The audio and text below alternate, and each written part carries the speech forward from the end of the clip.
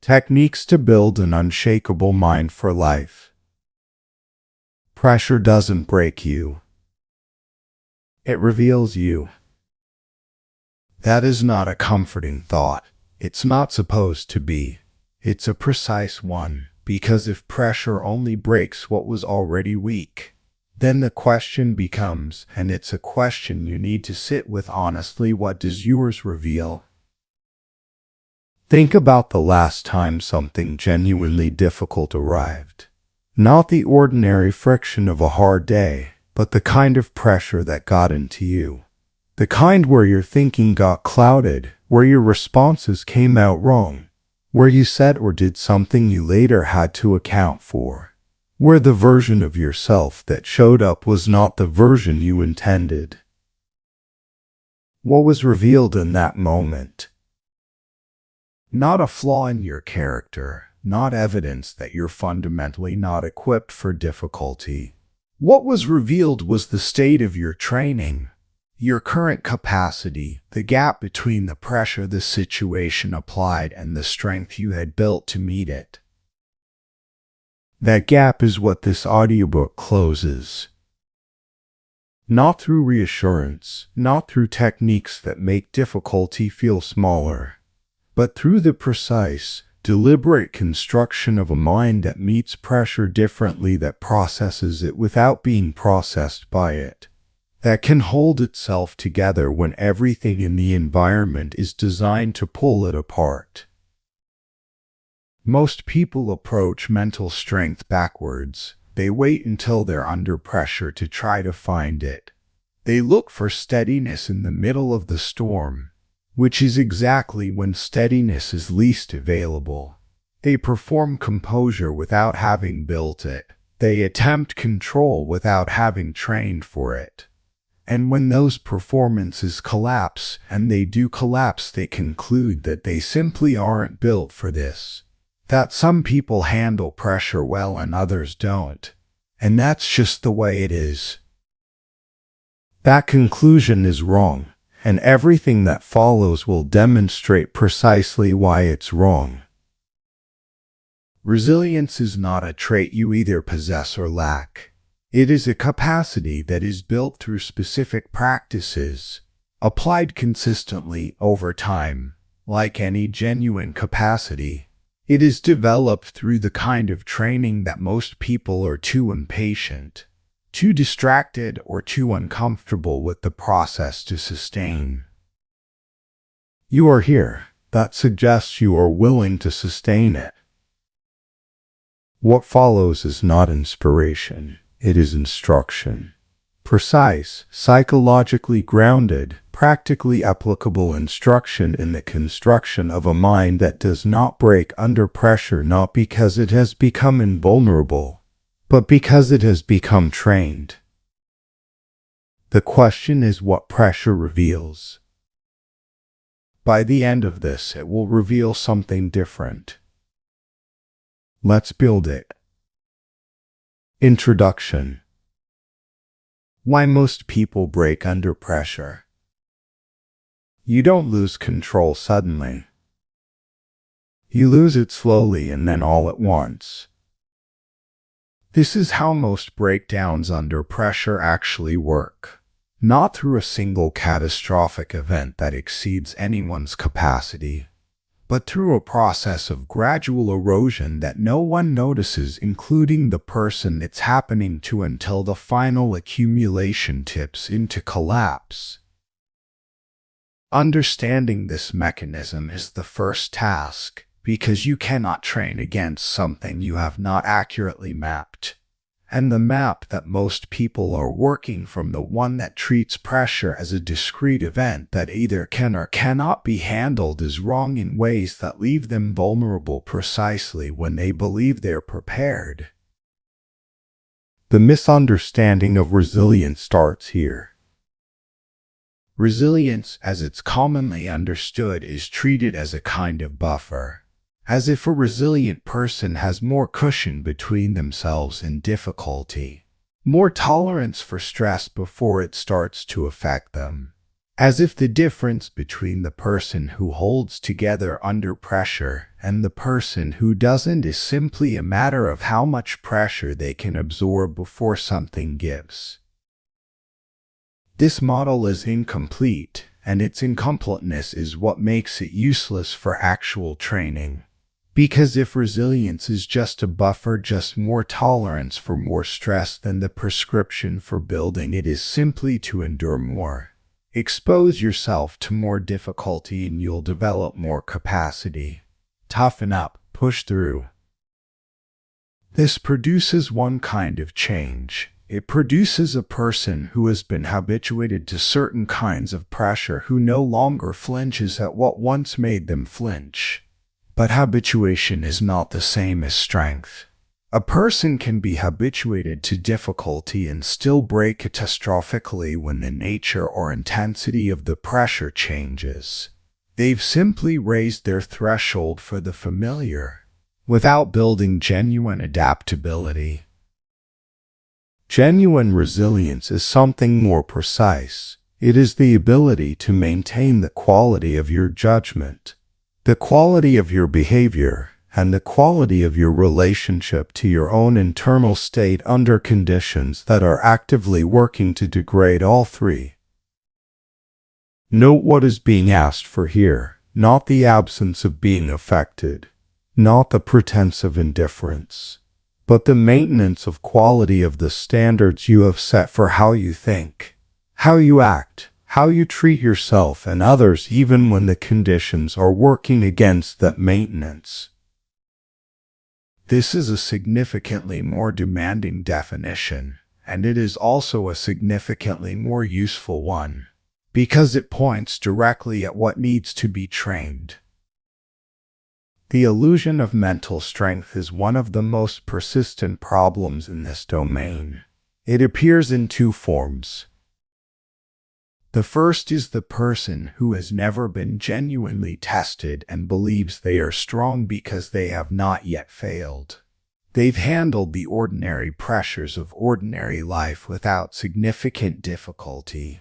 They've navigated conflict, setback, and uncertainty, but not at the level of intensity that would actually reveal what they're built of. Their confidence is genuine but unearned, and it makes them more vulnerable, not less, because they approach genuinely difficult situations without the respect that genuine difficulty deserves. The second is the person who has been tested and has found ways to manage through external mechanisms, through distraction, through social support, through the various strategies that take the edge off pressure without actually building capacity to meet it. They survive the pressured periods. They come out the other side, but they haven't developed anything. They've coped, and coping is not the same as strength. Hidden fragility is what both of these people carry, and it remains hidden precisely because it hasn't been exposed under the right conditions. Most professional and social environments do not regularly apply the kind of sustained, multidimensional pressure that reveals genuine structural weakness in a person's psychology. The tests are usually discreet. The pressure usually recedes. The recovery happens, and the person concludes that they handled it without examining whether they handled it through genuine capacity or through one of the many compensating mechanisms that substitute for it. Then something genuinely difficult arrives, not the ordinary test, but the real one, the kind of pressure that is sustained rather than brief, that attacks on multiple fronts simultaneously, that strips away the compensating mechanisms and leaves the person with whatever is actually underneath them. And what is underneath them is revealed. The reason stress feels uncontrollable to most people is not that it is, in fact, uncontrollable. It is that they have never developed the specific internal practices that would allow them to insert deliberate management between the arrival of stress and its effect on their internal state. The experience of being overwhelmed by stress, of feeling the cognitive narrowing, the emotional flooding, the loss of access to your best thinking is a real experience. But it is not an inevitable one. It is the experience of a nervous system that has been given no training in how to handle itself under load. A system that is responding exactly as untrained systems respond to pressure, which is to prioritize speed over accuracy, to run on automatic rather than on deliberate choice, to produce whatever comes first rather than whatever would be best. Training changes this. Specific, deliberate, consistent training, not by making the stress less real, but by building the capacity to remain inside it without being consumed by it. The moment people break under pressure is almost always a predictable one. Once you understand the mechanism, it is the moment when the accumulated load, the sum of all the small stresses, the unprocessed reactions, the chronic low-level pressure that has been building beneath the surface reaches a tipping point. The final event that precipitates the breakdown is often something minor, a small addition to a load that has already become unsustainable, the proverbial straw. And the person, looking back, cannot understand why that particular thing broke them, why that relatively minor incident produced such a significant collapse. They conclude that they must simply not be very resilient, that they are more fragile than they thought. The actual answer is that the collapse had almost nothing to do with the final event. It had everything to do with what had been accumulating beneath the surface for weeks or months. The final event was just the moment the accumulation exceeded what the unprepared system could hold. This is the mechanism this audiobook is built to address, not the management of individual stressful events, though that is part of it. The construction of a fundamentally different relationship between you and the pressure that life will consistently apply. The construction begins now. Chapter 1. The first crack: how pressure builds. Pressure doesn't arrive loudly. It builds quietly until it's too late. This is the first and most important thing to understand about how pressure actually operates in the human system. Because the pressure that breaks people is almost never the acute, dramatic, obviously overwhelming kind. That kind of pressure is visible. It announces itself, and because it announces itself, it activates the recognition that something difficult is happening and that resources need to be marshaled in response. The pressure that breaks people is the other kind. The slow accumulation, the layers that add one at a time, each one alone appearing manageable, each one alone not seeming to warrant the attention of full defensive mobilization, until the total load has become genuinely unsustainable, and by the time that is recognized, there is no longer adequate resource available to address it. Microstress is the building block of this process. It is the category of stressor that, in any individual instance, barely registers as meaningful. The interaction that didn't quite land right. The deadline that is coming and sits in the background of awareness without rising to the level of acute concern. The relationship that has a small friction that hasn't been addressed. The task that is slightly behind. The ambiguity that hasn't been resolved. The decision that is still pending. None of these, individually, constitute what most people would identify as a significant source of stress. Each one is within normal operating parameters. Each one is the ordinary texture of a demanding life. But they are cumulative, and their cumulative effect is not additive, it's multiplicative. The research on stress and cognitive load is consistent on this point. Multiple low-level stressors operating simultaneously do not simply add their effects together. They interact, they compound, they consume the same limited pool of cognitive and emotional regulatory resources. And as that pool depletes, each additional stressor, however minor, has a disproportionate impact on the system's capacity to function. This is the accumulation effect, and it is the mechanism by which ordinary lives produce extraordinary breakdowns. Think carefully about how the demands on your cognitive and emotional system actually stack in any given period. You are managing professional obligations, deadlines, relationships, decisions, performance expectations. You are managing personal obligations, relationships, responsibilities, finances, the accumulated administration of a complex life.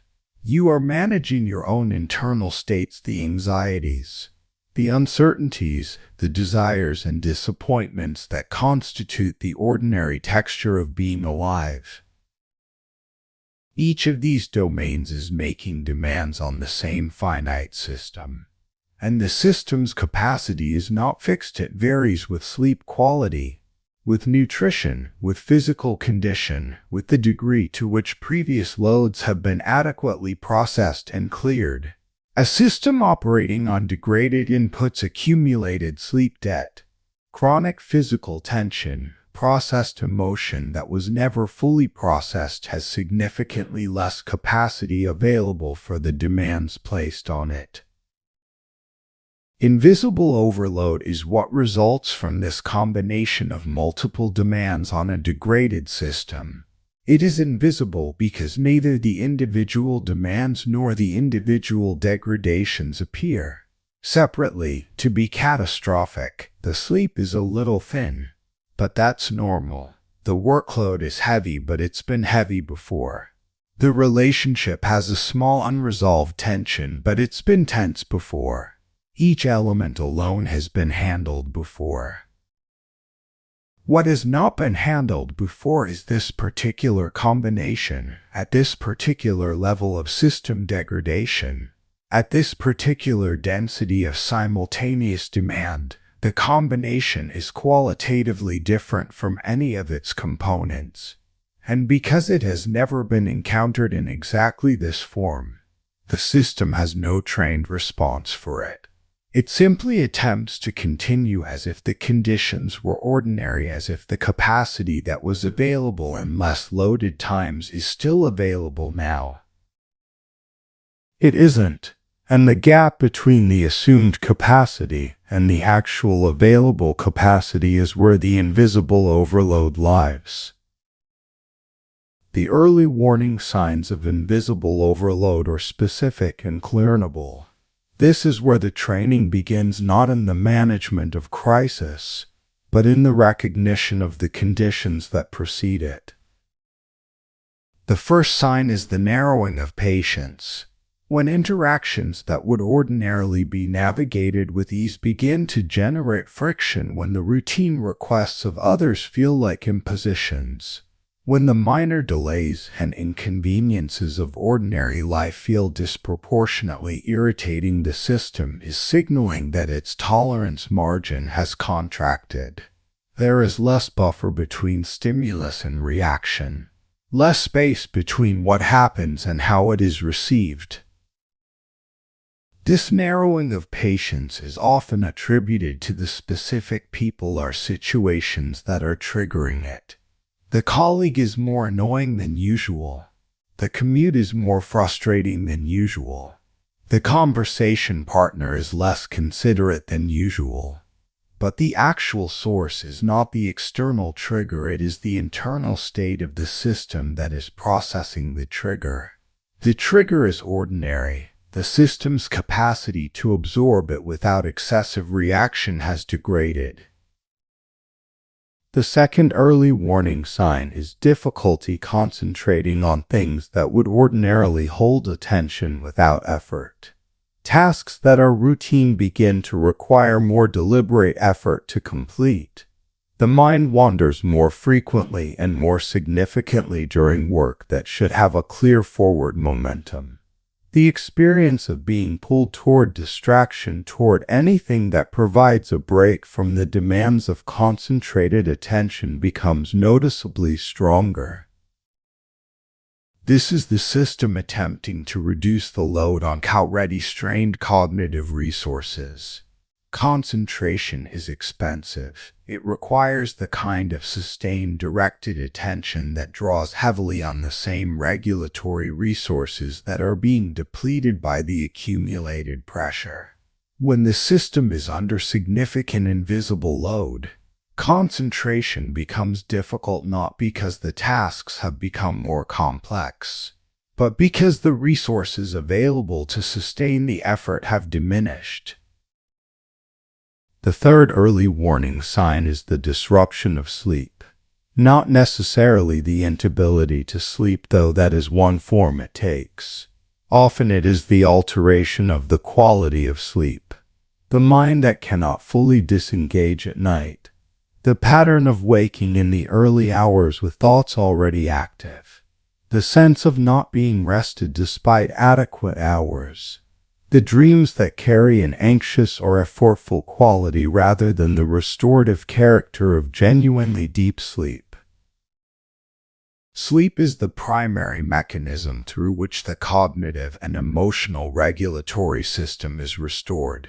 When the load is high enough and sustained enough, the system's regulatory machinery stays partially engaged even during sleep, continuing to process, to manage, to work through the accumulated demands rather than fully discharging them.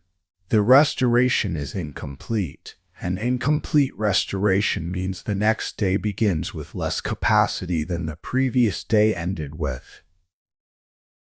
The fourth early warning sign is what might be called emotional brittleness. Responses to difficult or ambiguous situations that feel disproportionate, that come with more emotional charge than the situation seems to warrant. The minor criticism that stings more than it should. The small setback that produces more discouragement than the situation objectively justifies.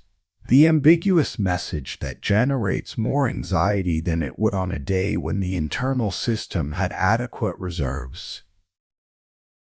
Emotional brittleness is not weakness of character. It is the predictable behavior of an emotional regulation system that has been chronically drawn upon without adequate replenishment. Emotional regulation, the capacity to experience a feeling without immediately expressing it, to process a difficult emotion without being overwhelmed by it, to maintain stable functioning in the presence of emotional intensity, is a capacity that depletes under load and restores with rest. When the load has been high and the rest inadequate, the regulatory capacity is thin, and emotions that would ordinarily be managed without difficulty begin to break through. The practice that corresponds to this chapter is systematic self-monitoring. Not the anxious checking of a person who is constantly scanning themselves for signs of malfunction, but the calibrated, honest, low-drama observation of a person who has decided to take seriously the information their system is providing. This monitoring is best conducted as a brief, regular practice, not an extended self-analysis, but a consistent, periodic check-in with the actual state of the system. At the end of each day, or at the start, how is my patience? What is the quality of my concentration? How is my sleep? What is the emotional texture of my experience? Not to produce alarm when the answers are concerning, but to generate accurate information about the current state of the system, so that the choices made about how to spend the available resource, about what demands to take on, what to defer, What restoration to prioritize are made from an accurate picture rather than from the default assumption that the system is operating at full capacity. The person who recognizes the early warning signs and responds to them, who adjusts the load, prioritizes restoration, addresses the accumulation before it reaches an unsustainable level, never reaches the breakdown point. Not because they are never under significant pressure, but because they are managing the relationship between the pressure and the system's capacity with enough accuracy to keep the two in viable proportion. This is the first form of resilience, the capacity to read yourself accurately enough to prevent the invisible accumulation from becoming catastrophic. Not through strength alone, through awareness. Through the decision to take seriously the signals that precede the crisis, rather than dismissing them as ordinary or managing through them until managing is no longer possible. You don't have to wait for the crack to appear before you act. You can read the conditions that produce it and act much earlier. That earlier action is the beginning of everything this audiobook builds. Chapter 2. Why you react instead of think. Your brain doesn't choose clarity under pressure, it chooses survival. This is not a character flaw, it is biology. Specifically, it is the behavior of a nervous system that evolved over hundreds of thousands of years in an environment where the most important thing it could do under threat was to generate a response, any response faster than the threat could be completed. In that environment, thinking carefully was a liability. The predator didn't wait for you to analyze the situation before it closed the distance. The rival didn't pause while you deliberated about the optimal strategic response. In that environment, speed was more valuable than accuracy. The impulse to act, the immediate, non-deliberate, survival-oriented response was the difference between living and not. You are carrying that system in you right now, and it is still doing exactly what it was designed to do, in a world where its design specifications are mostly irrelevant. The fight or flight response, the cascade of neurological and physiological changes that the brain initiates when it perceives significant threat, is one of the most studied mechanisms in human biology. But its practical implications for modern psychological functioning are often stated incompletely, in ways that leave out the most strategically important details. Here's what actually happens. The amygdala, the brain region primarily responsible for processing emotional signals and coordinating threat responses, receives and processes incoming sensory and contextual information faster than the prefrontal cortex. The region responsible for deliberate reasoning, planning, and impulse control. Not slightly faster, significantly faster. The amygdala's processing is rough, rapid, and pattern-based. The prefrontal cortex processing is more refined, more accurate, and considerably slower. Under normal conditions, the prefrontal cortex exerts regulatory control over the amygdala. It receives the signal, evaluates it more carefully, contextualizes it, and modulates the emotional and behavioral response in accordance with the broader situation. This is what is happening when you feel momentarily irritated by something and then, a fraction of a second later, choose to respond in a more measured way. The initial emotional signal was amygdala. The modulated response was prefrontal. Under conditions of perceived significant threat, this relationship inverts. When the amygdala's threat assessment exceeds a certain threshold, when what is happening is categorized as sufficiently dangerous, the amygdala initiates a response that simultaneously activates the stress response system and actively reduces prefrontal engagement. This reduction is not metaphorical. The prefrontal cortex activity is neurologically suppressed by the hormonal cascade that the amygdala's threat response initiates. The thinking part of the brain is, in a meaningful sense, taken offline. This is the emotional hijack, and it explains a phenomenon that most people have experienced but not understood: the way that under genuine pressure, access to your own best thinking seems to simply disappear. You know, in some sense, that you should be thinking more clearly. You know that the response you're generating is not your most considered one. But you cannot seem to access the consideration that would produce a better response. The machinery for it has been deactivated. The loss of rational thinking that occurs during emotional hijack is not the loss of all cognitive function. The system is still working. It is working very hard, but it is working toward the goal of rapid threat response rather than the goal of accurate, nuanced assessment of a complex situation. It is filtering information in ways that are optimized for survival threat rather than for the actual nature of the pressure being experienced.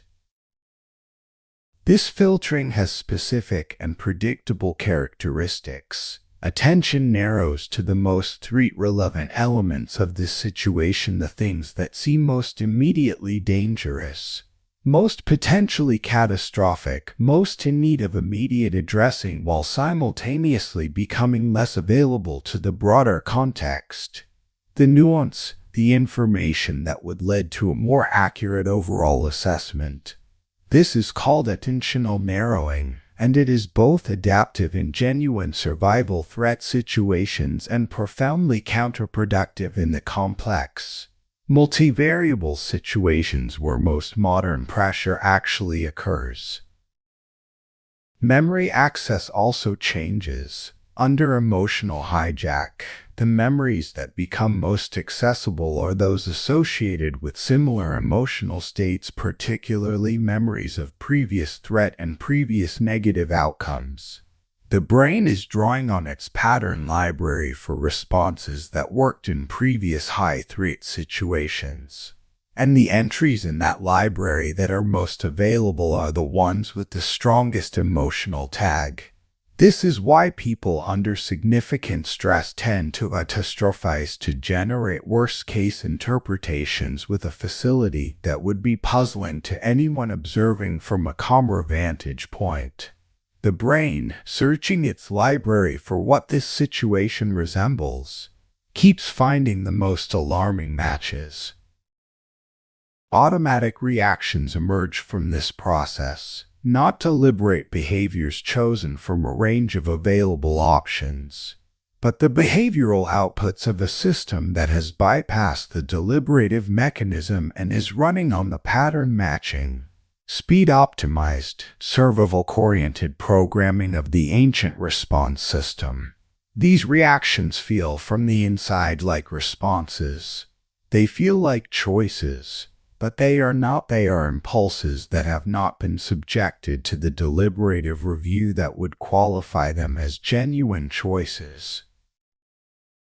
This distinction between impulses and choices is the most important one in this audiobook, because everything that follows is, in various forms, about building the capacity to maintain the distinction under conditions that are designed to erase it. The person who cannot maintain this distinction under pressure is not at fault. They are doing exactly what their untrained system does. But the person who is trained, who has built the specific practices that insert deliberate review between impulse and action, is doing something qualitatively different. They are operating with a degree of voluntary governance that the untrained system does not produce. This is the core of psychological resilience, not the absence of the survival response. You do not eliminate biology through training, but the development of a capacity that operates alongside the survival response, that can recognize it in real time, and that can insert the pause necessary for deliberate thought to occur before the impulse drives behavior. The practice that corresponds to this chapter begins with a very specific form of self-knowledge, the recognition of your personal pattern of emotional hijack. Everyone's hijack has a signature, a specific set of conditions that most reliably activates the survival response. A specific phenomenology, a specific way it feels from the inside that distinguishes it from the ordinary experience of emotional discomfort. And a specific behavioral output, the impulse that emerges most reliably when the hijack is in progress. For some people, the hijack signature is anger. The activation is perceived criticism or disrespect. The phenomenology is a rapid surge of heat, a contraction of attention, an urgent compulsion to respond forcefully. The behavioral output is the sharp retort, the cutting response, the escalation that makes the situation worse. For others, the signature is withdrawal. The activation is perceived judgment or rejection. The phenomenology is a sudden heaviness, a closing off, a sense of wanting to disappear from this situation. The behavioral output is silence, avoidance, the shutdown that prevents resolution. For others still, it is anxious cover-processing. The activation is ambiguity or uncertainty. The phenomenology is racing thought, the compulsive search for certainty.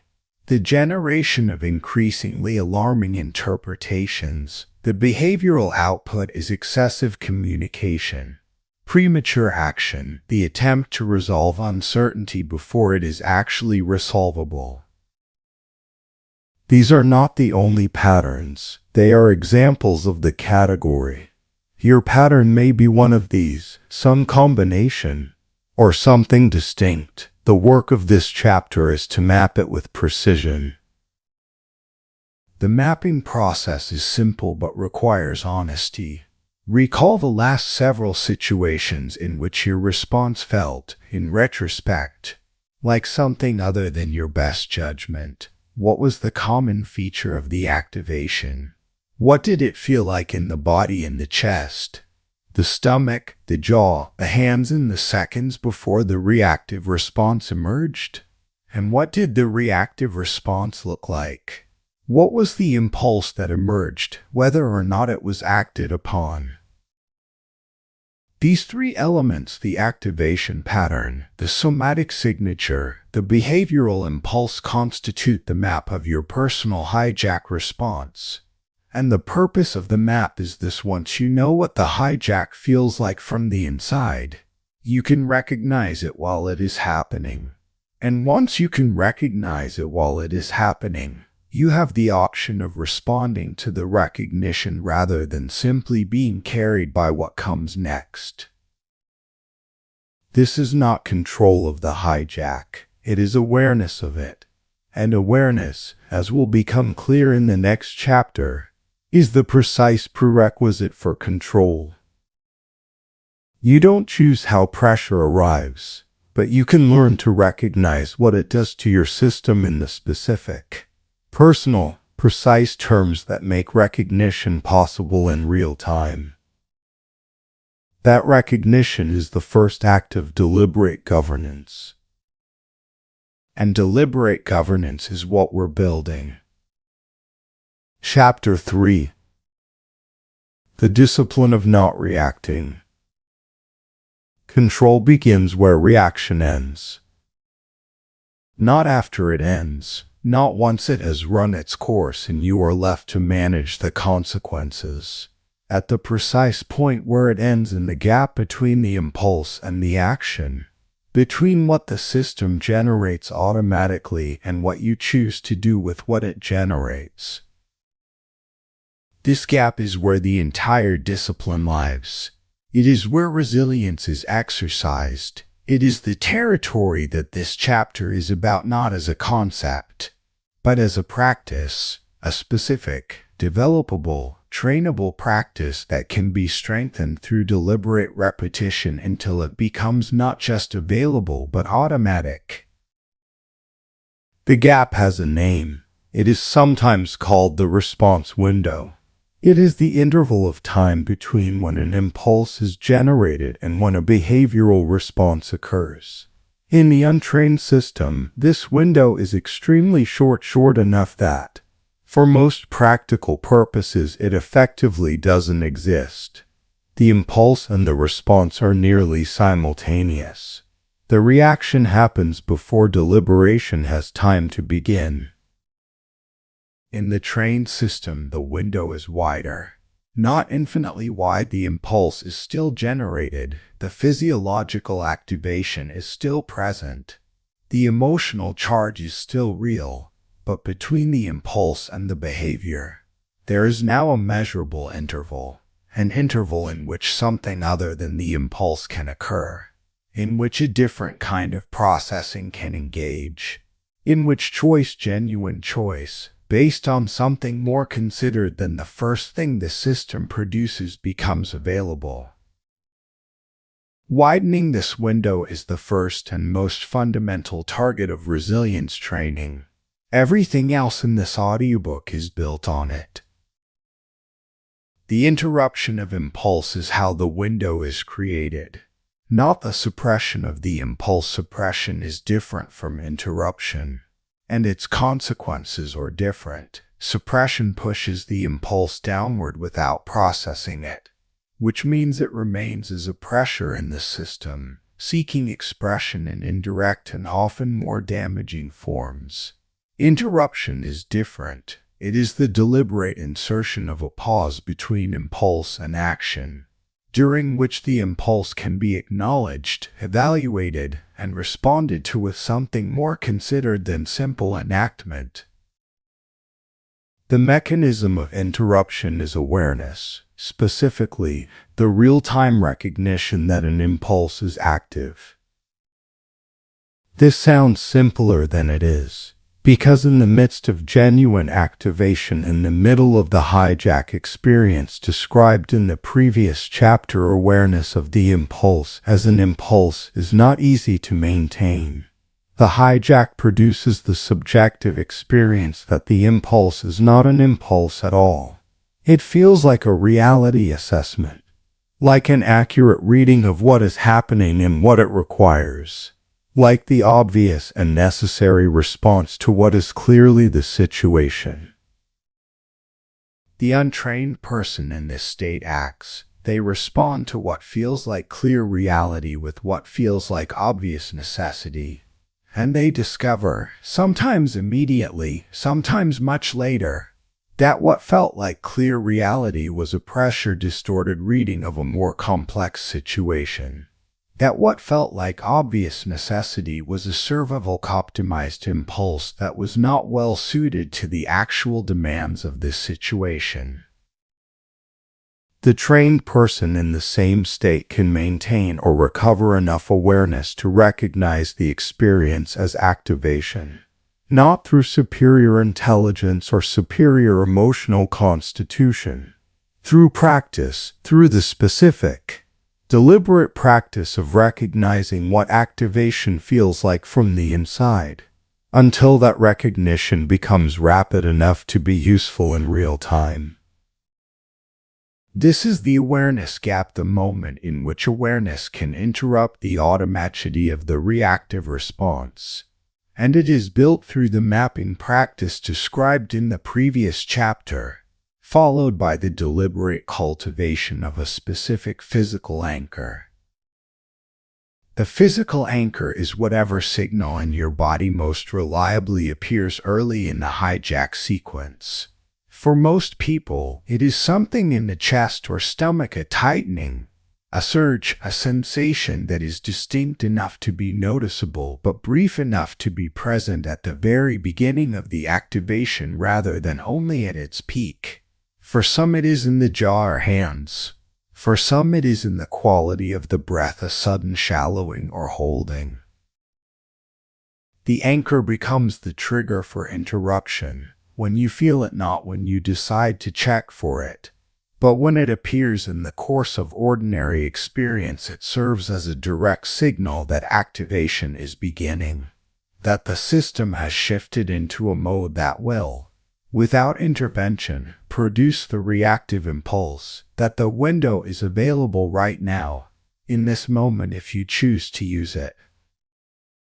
Using the window means creating the pause, simply not acting immediately, allowing the first several seconds to pass without behavioral output, while maintaining awareness of the activation that is present. This pause is not passive. It is the active exercise of will against the biological pressure to act. And in the early stages of training, it is genuinely difficult.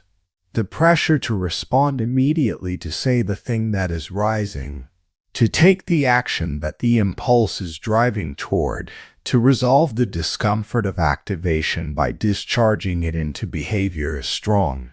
It is real. It feels urgent. The practice is to not comply with that urgency, not once in some ideal moment when it's easy. Consistently, in the ordinary moments of ordinary days when the activation is real and the pressure to act is real. In the early stages, the pause may be measured in seconds. 1 second, 2, 3, enough time to draw a breath before responding rather than simultaneously with the impulse's emergence. This is not dramatic. It is not visible to anyone observing. It is simply the smallest unit of deliberate non-creation, the tiniest available form of choosing to be governed by something more than impulse. But it is consequential, because even the smallest pause gives the prefrontal cortex, the deliberative, context-sensitive, nuanced reasoning part of the brain, a fraction of a moment to begin re-engaging. The hijack does not resolve in 3 seconds. But the worst of the cognitive narrowing can begin to ease. The most extreme of the Threat-Faust filtering can begin to loosen. A small amount of the broader context that the hijack was blocking can begin to return. And a small amount of broader context is enough to change the nature of the response that emerges. Choosing a response is the final element of this chapter's practice sequence, and it is worth being precise about what choosing means in this context. Choosing is not the selection of the optimal response from a range of carefully considered alternatives. That level of deliberation is not available under significant activation, and training does not produce it. What training produces is the capacity for something more modest and more achievable, the selection of a response that you have decided in advance is consistent with who you want to be under pressure. This advanced decision is called a response policy. It is the pre-committed choice about how you will behave in specific categories of situation that you know from the mapping you have done or likely to activate your particular hijack pattern. The response policy is not complex. It does not require a detailed script. It is a simple, clear answer to a simple, clear question. When this kind of situation occurs, when this specific type of activation begins, what do I do before I respond? For most people, the most useful starting policy is a version of the following: I pause. I take 1 deliberate breath. I consider whether my first response is actually what I would choose if I weren't activated. And then I respond to that consideration rather than to the original impulse. This is not a technique for producing perfect responses. It is a technique for inserting a decision point where there was previously none, for creating the minimum necessary space between the impulse and the action to allow deliberate governance to operate. The mental pause is what makes the decision point possible. Not a dramatic, visible, lengthy pause, not the kind that announces itself and creates its own social problems. A brief, internal pause, the 2 to 5 seconds that represent the difference between responding from the first thing and responding from the chosen thing. This is trainable. It requires repetition. Not in crisis situations where the activation is highest and the training is most difficult, but in ordinary situations where the activation is present but manageable. The daily friction, the minor irritations, the small provocations that don't threaten anything serious but that nonetheless engage the reactive system. These everyday instances of activation are the training environment for the response window. Every time you use the window in a low-stakes situation, every time you create the pause, check the first response, and choose deliberately rather than creatively, you are building the neuromuscular equivalent of strength in the response selection system. The window becomes more reliably available. The pause becomes more accessible. The choice becomes more genuinely a choice. Until, eventually, the discipline of not reacting is not a discipline at all. It is simply how you operate. That is not the destination of this chapter. That is the destination of the entire training process this audiobook describes. But it begins here, in the awareness gap, in the pause, in the recognition that between the impulse and the action, there is a space, however small, however briefly available, that belongs to you. Use it. Every time, starting with the smallest, least consequential, most ordinary moments. The control you're building is built in those moments. Not in the dramatic tests, in the ordinary ones. Chapter 4. Training your mind before crisis. You don't build strength in chaos, you reveal it.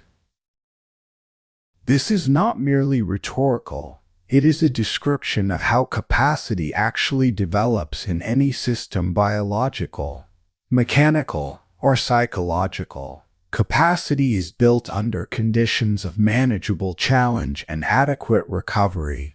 It is revealed, tested, demonstrated, proven under conditions of significant stress.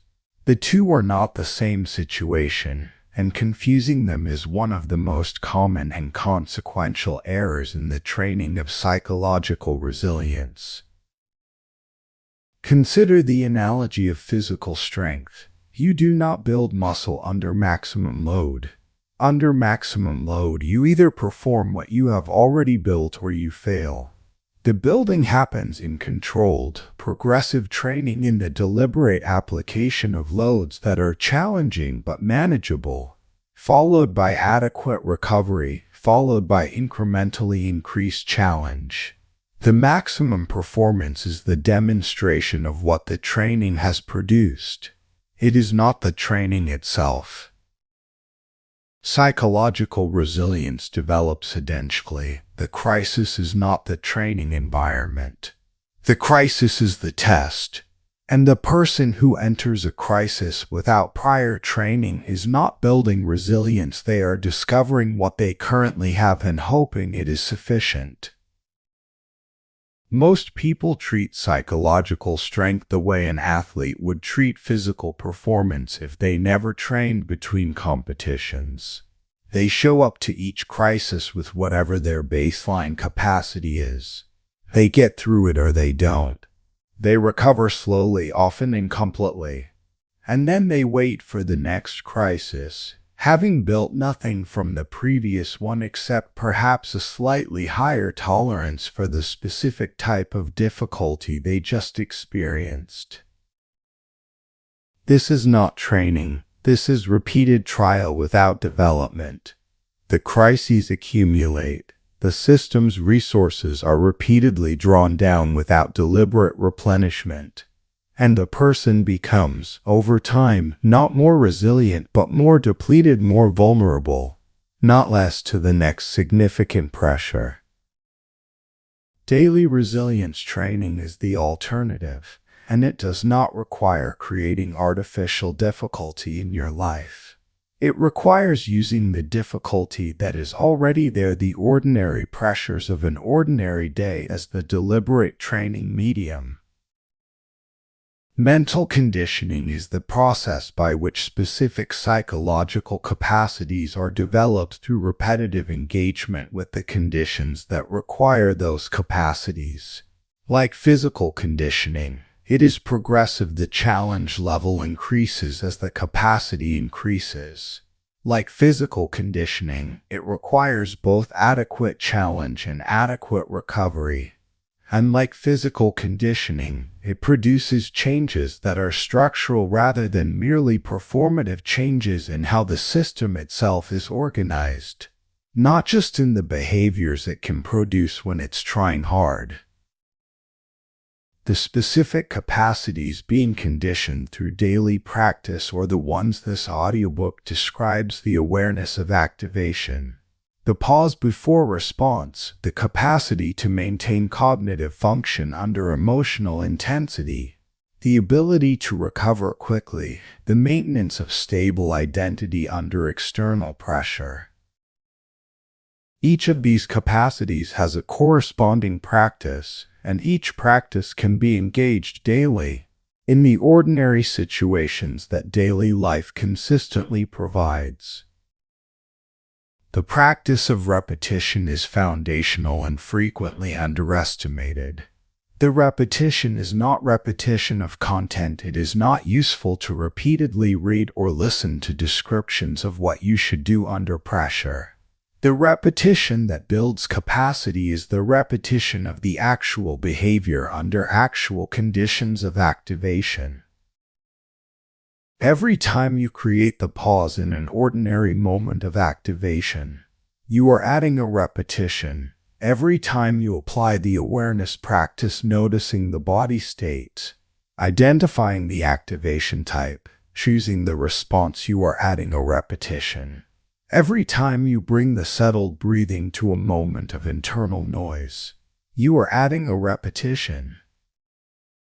The individual repetition is small. It is not dramatic.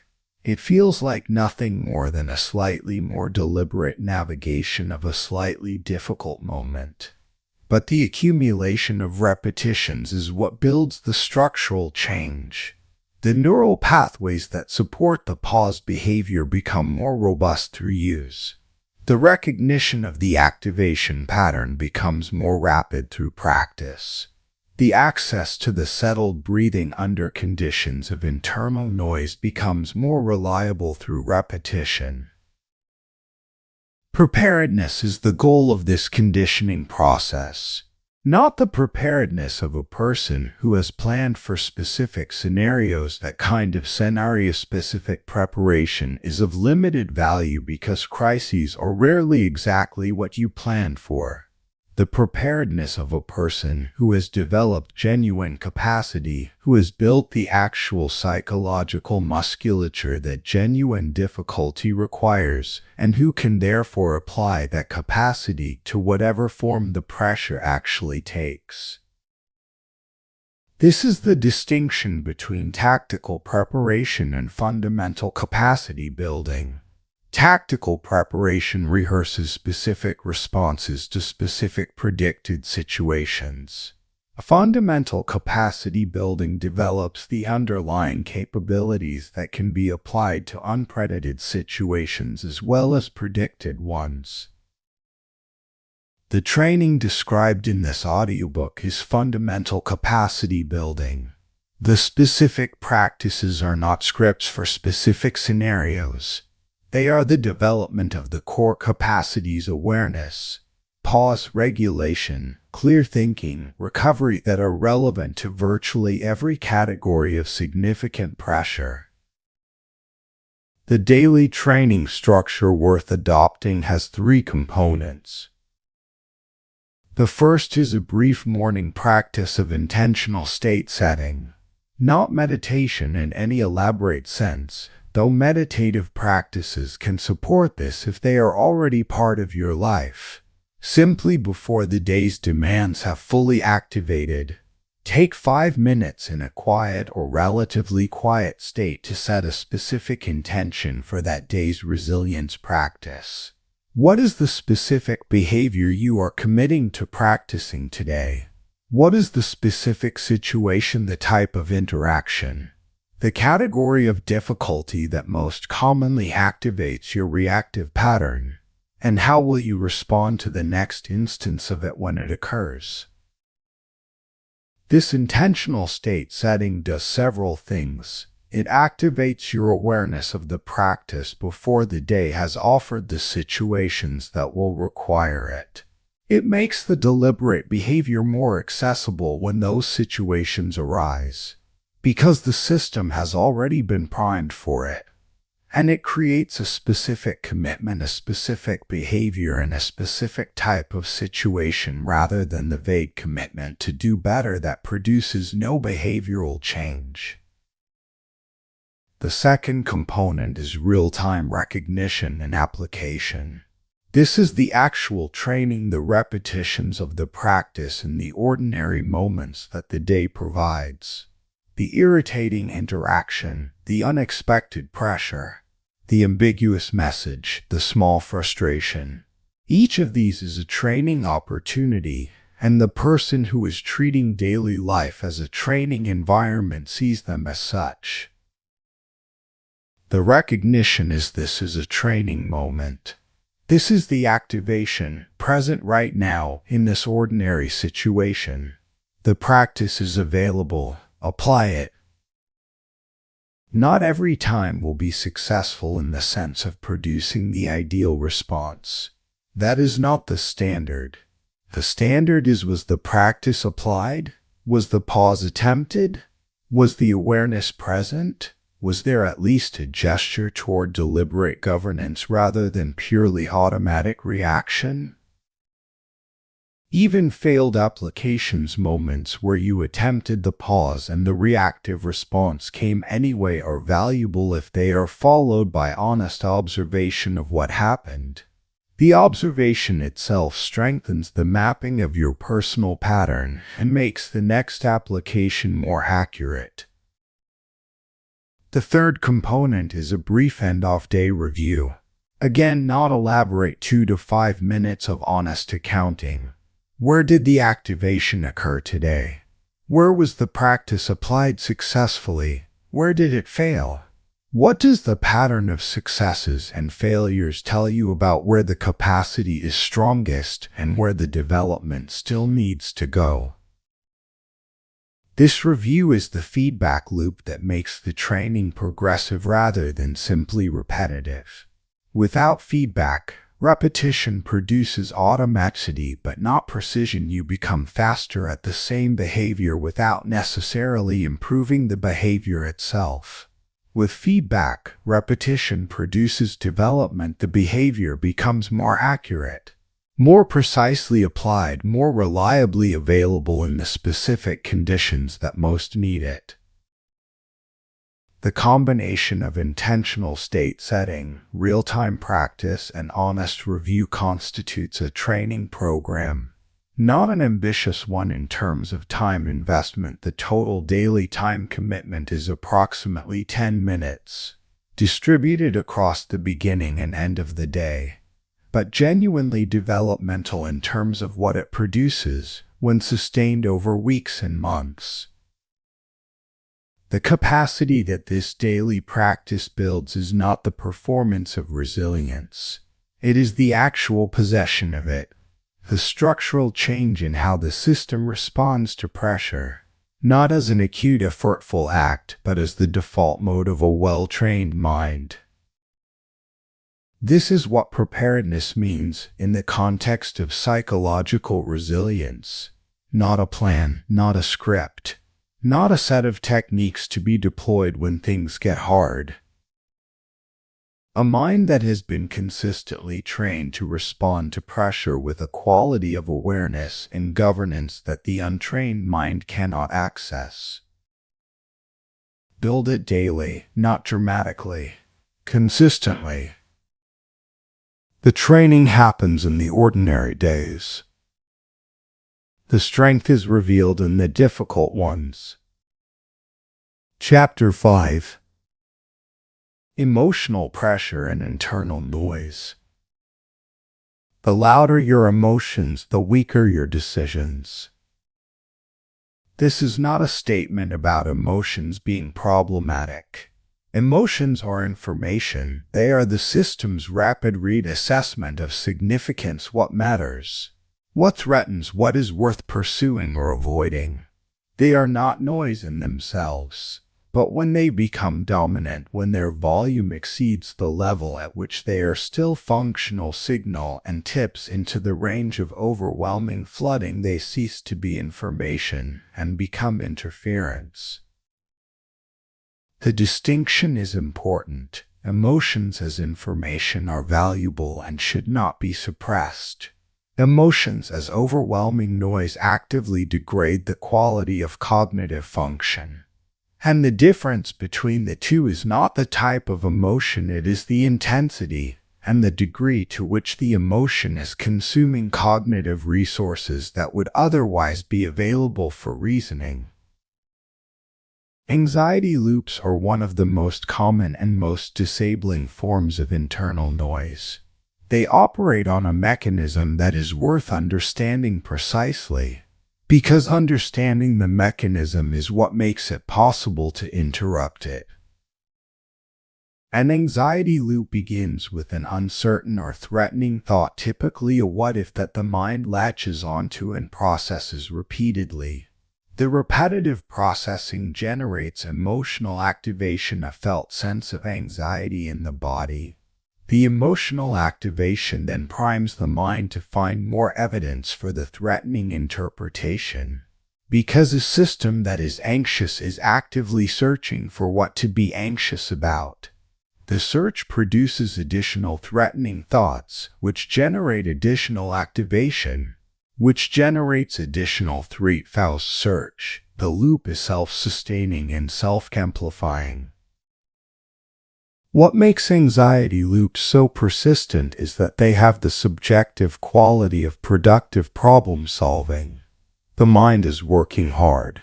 It is actively processing. It feels, from the inside, as though the repetitive cycling through the anxious scenario is serving the purpose of working through it, of eventually arriving at a solution or a resolution that will bring the anxiety to an end.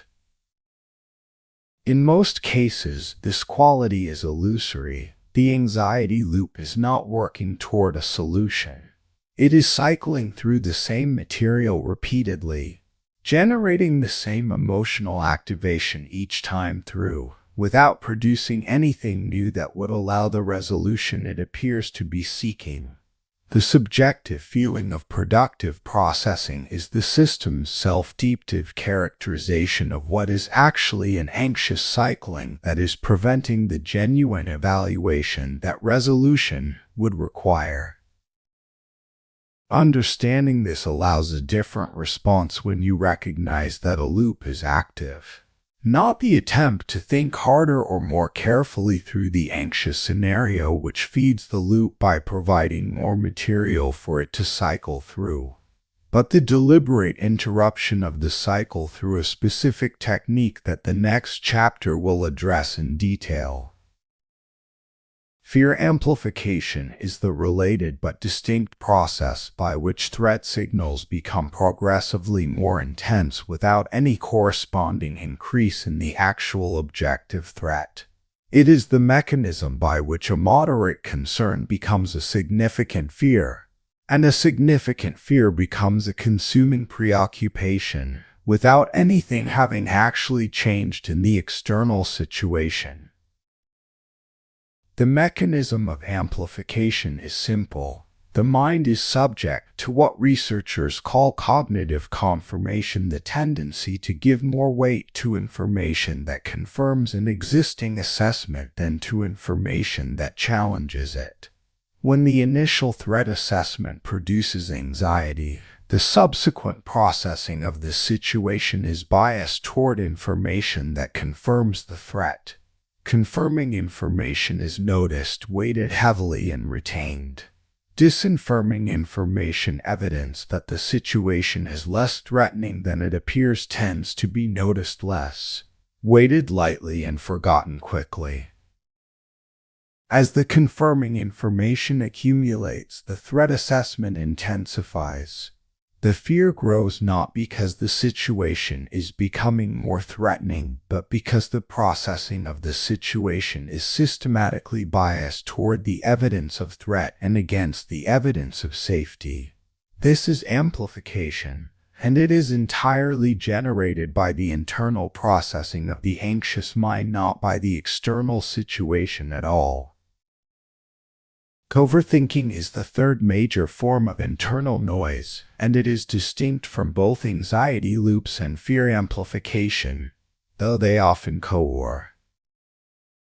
Overthinking is the excessive and largely unproductive rumination about situations, decisions, or possibilities that exceeds what the actual complexity of the situation warrants. It is characterized by the generation of increasingly fine-grained distinctions, increasingly detailed scenario analyses, increasingly elaborate contingency thinking, all of which produce the subjective feeling of thoroughness without actually improving the quality of the eventual decision or understanding. The irony of overthinking is that more cognitive processing often produces worse outcomes. Not because thinking is bad, but because beyond a certain level of analysis, additional processing tends to increase uncertainty rather than reduce it. More information reveals more complexity, more possible interpretations, more potential outcomes. And more of these do not converge on a clearer answer, they proliferate into paralysis.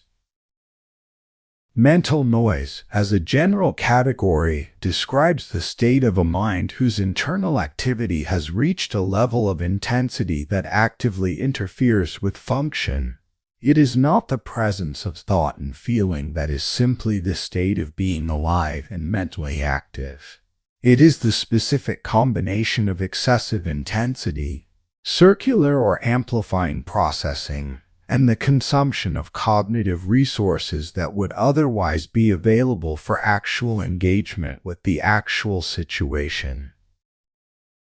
Recognizing mental noise in real time is a skill, and like all the recognition skills described in this audiobook, it requires prior mapping, the honest examination, in calmer moments, of what your personal experience of mental noise looks and feels like. What are the themes that most reliably activate your anxiety loops? What are the categories of situation that most reliably generate the amplification sequence in your particular mind? What does the state of overthinking feel like from the inside? The quality of the internal activity, the sensation in the body, the effect on the ability to be present in ordinary moments. The mapping of these patterns creates the recognition capacity that is the prerequisite for interruption. You cannot interrupt what you cannot recognize. And the recognition of mental noise in real time, the capacity to notice, while it is occurring, that the internal activity has reached a level that is degrading rather than improving function, is what makes management possible. What makes the recognition particularly challenging is that mental noise consistently misrepresents itself as functional. The anxiety loop feels like problem solving. The fear amplification feels like accurate threat assessment. The overthinking feels like thoroughness. The mind generating the noise does not provide an accurate label for what it is doing. It provides a self-serving characterization of its own activity that makes interruption seem counterproductive. This is why external criteria are necessary, not the mind's own assessment of whether its current activity is useful. That assessment is systematically biased by the very process being evaluated. But the behavioral criteria of function: am I producing new thinking? Or am I cycling through the same material? Am I reaching clarity, or am I generating more complexity without resolution? Is my engagement with this situation improving my understanding of it? Or is it consuming the resources I would need for that understanding without providing it? These functional criteria cut through the self-characterization. They provide an external check on what the internal activity is actually producing, a check that is not available from within the activated state, but that can be applied with some objectivity once the question is asked deliberately. The practice of asking these criteria questions periodically, deliberately, as a check on the quality of your current mental activity is itself a form of metacognition. Thinking about how you are thinking. And metacognition is one of the most powerful available tools for the management of internal noise, because it engages a different level of the cognitive system than the noise itself. While the noise operates at the level of content cycling through specific thoughts, generating specific fears, producing specific overthought analyses, the metacognitive question operates at the level of process. It steps outside the content and evaluates the process that is generating it. This stepping outside this movement to the observer position is available even in the midst of significant internal noise. Not easily and not completely. But with practice, with the development of the metacognitive habit, it becomes more accessible. The moment of recognition, I'm in a loop, or this is amplification, or I'm overthinking, this becomes more available in real time. And with that recognition comes the option to engage a different process. What that different process looks like is the subject of the next chapter. But the recognition is the prerequisite. The noise cannot be addressed until it can be seen as noise rather than experienced as clarity. See it, name it, not with alarm feeds it. Simply with the quiet, factual recognition of a trained observer noticing what is happening. That naming is the beginning of the quiet that follows. Chapter 6. Staying calm when everything escalates. Calm is not natural, it is trained. This statement needs unpacking because it runs counter to a widely held assumption about the nature of emotional states. The assumption is that calm is the default, that the body and mind tend toward rest and equanimity when they are not being actively disturbed, and that stress is the deviation from that natural state. If this were true, the prescription for calm would simply be to remove the sources of disturbance, fix the external problem, eliminate the stressor, and calm would return on its own. But this is not how the human stress response actually functions.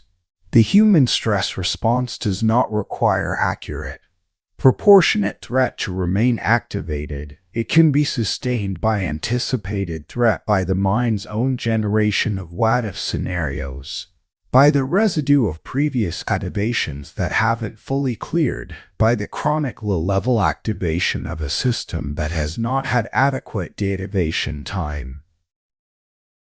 And more importantly for this chapter, the experience of escalating external circumstances does not automatically produce calm in anyone. It produces activation. The question is not whether the activation occurs, but whether the person in that activation has the trained capacity to regulate their own physiological and psychological state in the midst of it. Regulation techniques are the specific practices that produce voluntary governance of the activation state. They are not techniques for eliminating the activation. That is not what is being aimed at. The activation is appropriate. Something significant is happening. The system's response to it is appropriate in kind, even if the intensity sometimes exceeds what is actually useful. What regulation produces is not the suppression of appropriate response, but the governance of its intensity and its effects on cognitive function. The first and most foundational regulation technique is the deliberate control of breathing. The breath is unique among the body's physiological systems in that it is simultaneously automatic and voluntarily controllable. It runs on autopilot when you're not attending to it, adjusting its rate and depth automatically in response to physiological need. But it can also be consciously directed, and that conscious direction has a direct and rapid effect on the nervous system's activation state. Specifically, slow, deliberate, complete exhalation activates the parasympathetic nervous system, the system responsible for the body's rest and recovery functions, which is the direct physiological counterpart to the sympathetic stress response. When you exhale slowly and completely, more slowly and more completely than the stress response would produce on its own, you are directly and actively stimulating the parasympathetic response. You are, in a quite literal neurological sense, manually engaging the system's calming mechanism. The technique is not complicated. When you recognize that the activation is escalating, when the body signals are telling you that the stress response is ramping up, that the internal temperature is rising, that the quality of your thinking is beginning to narrow in the ways the previous chapters described, you direct your breath deliberately. Specifically, you extend the exhale. Breathe into a natural count, breathe out to approximately twice that count, and ensure that the exhale is complete before the next inhale begins. This does not produce immediate dramatic calm. It begins a physiological process. The first few deliberate breaths will feel almost irrelevant against the intensity of the activation. But the process, once begun, accumulates. The parasympathetic response strengthens. The cortisol and adrenaline begin to clear. The physiological intensity of the activation begins, gradually but measurably, to decrease. The reason this technique is foundational is that it works on the physiological substrate of the activation rather than on its cognitive content. Every other regulation technique operates primarily through thought, through reframing, through deliberate attention direction, through the cognitive management of the emotional experience. These are powerful and we will address them, but they all require cognitive resources to operate. And under significant activation, cognitive resources are the most constrained. The thinking-based techniques are least accessible precisely when they are most needed. The breathing technique requires minimal cognitive resources. It can be initiated and sustained with very little deliberate thought. And because it works on the physiological level, directly regulating the hormonal and neurological state, it can begin to restore some degree of cognitive resource availability, making the other techniques more accessible as it works. Grounding is the second foundational technique, and it complements the breathing practice by working through sensory engagement rather than respiration. Under high activation, attention narrows to the threat, to the future catastrophe being anticipated, the past failure being re-experienced, the present danger being monitored. The attentional narrowing takes the mind out of the present moment and into the activated scenario. Grounding reverses this by anchoring attention in the immediate sensory environment. The practice is straightforward. In the midst of significant activation, deliberately direct attention to specific sensory input in the immediate environment. What can you see specifically? Not I see the room, but the specific details, the quality of the light, the colors and textures of specific objects, the spatial relationships between things. What can you feel in the body? The contact between your feet and the floor, the weight of your body in the chair, the temperature of the air, the sensation of the hands at rest. This deliberate sensory attention does several things simultaneously. It redirects attention from the activated scenario, the threat narrative that the hijack is generating, to the actual present moment. It provides the sensory system with specific, concrete, non-threatening information that begins to provide a counterweight to the threat-focused information the activated state is amplifying, and it engages a mode of attention receptive, present moment, sensory that is neurologically distinct from the analytical, anticipatory, threat monitoring mode of the activated state. The shift is not complete. The activation continues, but the quality of the mental environment in which it occurs changes. There is now present moment information competing with the anticipated threat information. There is sensory reality providing a counterweight to the imagined disaster. And this competition, this divided attention between present reality and activated scenario, tends to reduce the dominance of the scenario and create space for more realistic assessment. Slowing the internal tempo is the third technique, and it operates across multiple behavioral channels simultaneously. When activation is high, tempo automatically accelerates, speech gets faster, movement gets faster, thinking gets faster. The quality of attention shortens, jumping from element to element more rapidly, spending less time with each, extracting less information from each engagement. Everything in the system is running hot and fast, because the stress response is optimizing for speed. The deliberate slowing of tempo across these channels is a direct counter-intervention. Speak more slowly than the activation is driving. Move more deliberately than the urgency is pushing. Think in longer, more complete units. Complete the thought before moving to the next one, rather than fragmenting into rapid, incomplete half-thoughts. This slowing has a feedback effect. The physiological state and the behavioral state are in a relationship of mutual influence. Just as the physiological activation drives the behavioral acceleration, the behavioral deceleration begins to feed back into the physiological state. Slowing your speech rate has a measurable effect on the physiological indicators of activation. Deliberate, unhurried movement has a measurable effect on the quality of attention. Control under stress is not the complete elimination of the activated state.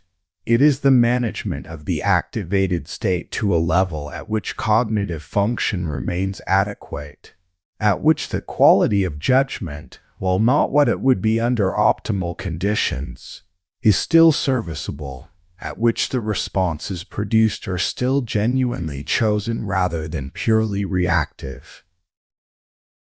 This is achievable, not through the elimination of stress, that is not the goal, and that pretense would itself be a form of dishonesty. Through the active, practiced, consistent application of regulation techniques that govern the intensity of the activation while acknowledging its presence. The person who has developed these techniques to the point of automatic availability, who can initiate the regulated breathing without having to consciously remember it, who can ground themselves in present moment sensation without breaking the surface of the interaction, who can deliberately slow their tempo without it appearing as dramatic effort, has developed a fundamental advantage. Not the advantage of never being affected by difficult circumstances, the advantage of remaining functional while being affected, of continuing to access their own judgment, their own values, their own considered choice even in the midst of genuine pressure. That functionality is the goal, not perfect calm, not the performance of indifference. Actual operational, reliable function while the pressure is fully present.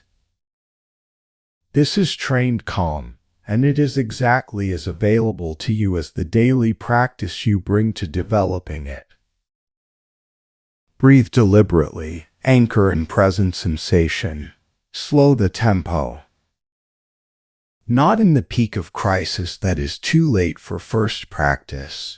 In the ordinary moments of ordinary days, so that when the crisis arrives, the techniques are not something you are trying to remember. They are simply what you do. Chapter 7. Thinking clearly under pressure. Clarity is a weapon if you can keep it.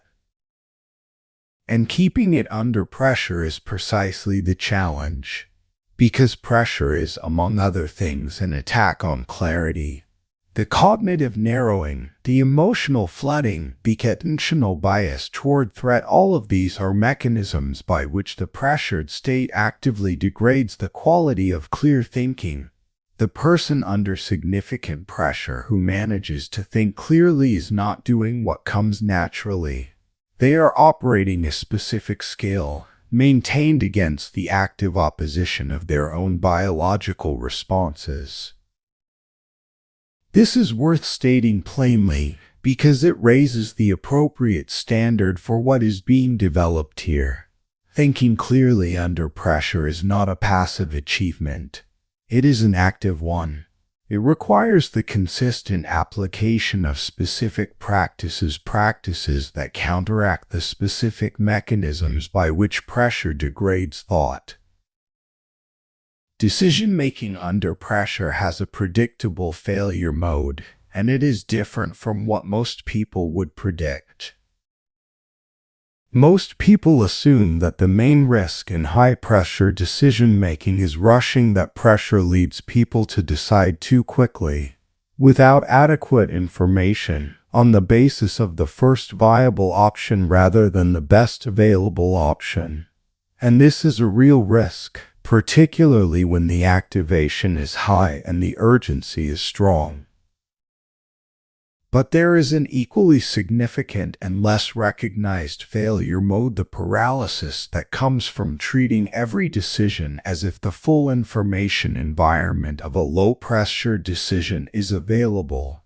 The person who knows, in principle, that they should gather more information before deciding and who, under pressure, attempts to gather the information that would be appropriate in low-pressure conditions often ends up neither gathering adequate information nor making an adequate decision.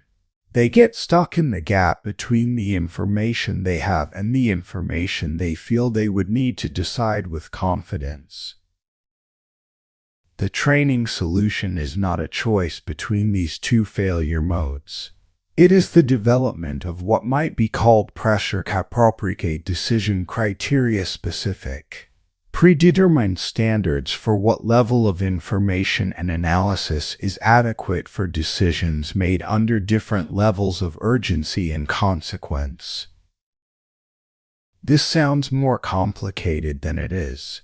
The practical form of it is a simple question asked before any significant decision under pressure: what do I actually need to know to make a sufficiently good decision in the time available?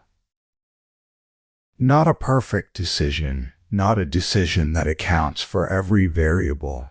A sufficiently good one that is defensible given the information and time constraints of the actual situation. Defining sufficiency in advance prevents both the rush toward the first viable option and the paralysis of searching for the ideal. Filtering noise is the cognitive discipline that corresponds to this decision standard. Under pressure, information is abundant and clarity is scarce. The environment produces stimuli at a rate that exceeds what the pressured cognitive system can fully process. The filtering challenge is not about getting more information, it is about identifying which of the information that is already present is actually relevant to the decision at hand. The filter operates through two questions asked in sequence. The first, is this relevant to what I need to decide right now? The second, does this change what I would do differently? The first question eliminates the enormous quantity of information that is present and potentially interesting but not actually decision relevant. The second eliminates information that is relevant in principle but does not actually change the decision outcome, information that the decision is robust to. That would be valuable in a long-range planning context, but that doesn't affect the choice at hand. What remains after both filters have been applied is a much smaller set of information, the genuinely decision-rich information that the pressured cognitive system can process with greater quality. The cognitive load is reduced to what is actually necessary, which allows the remaining processing to be done with more care and accuracy. Strategic thinking under pressure is the capacity to maintain a perspective on what is actually important, what the situation ultimately requires, what the long-term considerations are, even while managing the immediate demands of the pressured moment. This capacity is what distinguishes the person who handles pressure well from the person who merely survives it.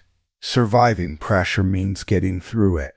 Handling it well means that the decisions made under pressure are still strategically sound, that they serve the long-term goals and values, not just the immediate urgency. What makes this difficult is that the pressured state is oriented toward the immediate. The threat response system processes time differently. Under activation, the future contracts. The immediate expands, and the strategic long-term considerations that would normally be part of any significant decision become progressively less accessible as activation increases. Maintaining strategic perspective under these conditions requires a specific and trainable practice, the deliberate widening of the temporal frame. When the pressured state is contracting your temporal perspective, when the immediate is consuming the view and the long term is disappearing, you deliberately ask a frame-widening question. How will this look in 3 months? What does my 5-year self think about this situation?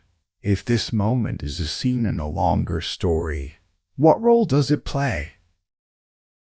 These questions are not escapes from the immediate. They do not prevent you from engaging with what needs to be done right now. They are mechanisms for ensuring that the immediate is being managed within the context of the longer term, rather than in isolation from it. They keep the strategic perspective from completely disappearing under the pressure of the acute. Focus, in the context of thinking clearly under pressure, is not the concentration of attention on more and more. It is the concentration of attention on less and less, on the fewer, more essential elements of the situation, filtered to the point where genuine depth of engagement is possible with what actually matters. The pressured mind wants to attend to everything that seems relevant. And under activation, nearly everything seems relevant. The threat response system's bias toward finding danger means that a wide range of stimuli are being flagged as potentially important. But the flagging of many things as potentially important does not produce clear thinking. It produces overwhelm, and overwhelm is the opposite of focus.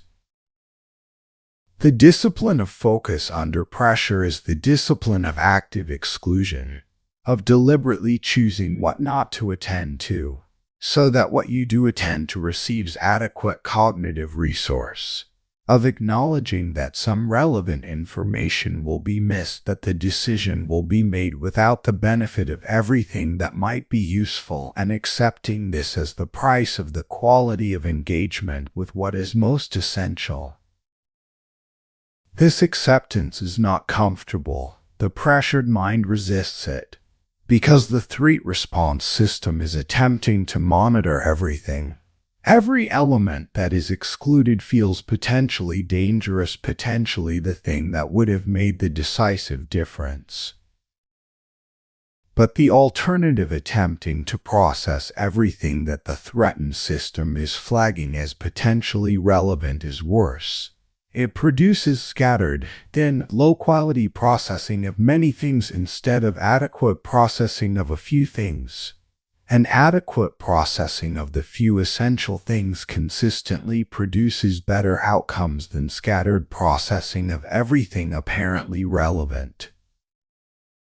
Accept the trade, choose the few, process them adequately. The trained mind that can think clearly under pressure is not a mind that has transcended the limitations of human cognition.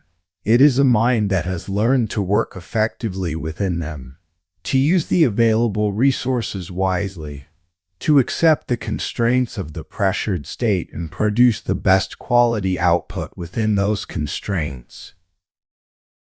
This is what clarity means in context, not the unlimited, unhurried clarity of calm deliberation, the disciplined, precise, resourceful clarity of a mind that knows what it needs, knows what it has, and uses one to engage the other with the skill that training produces.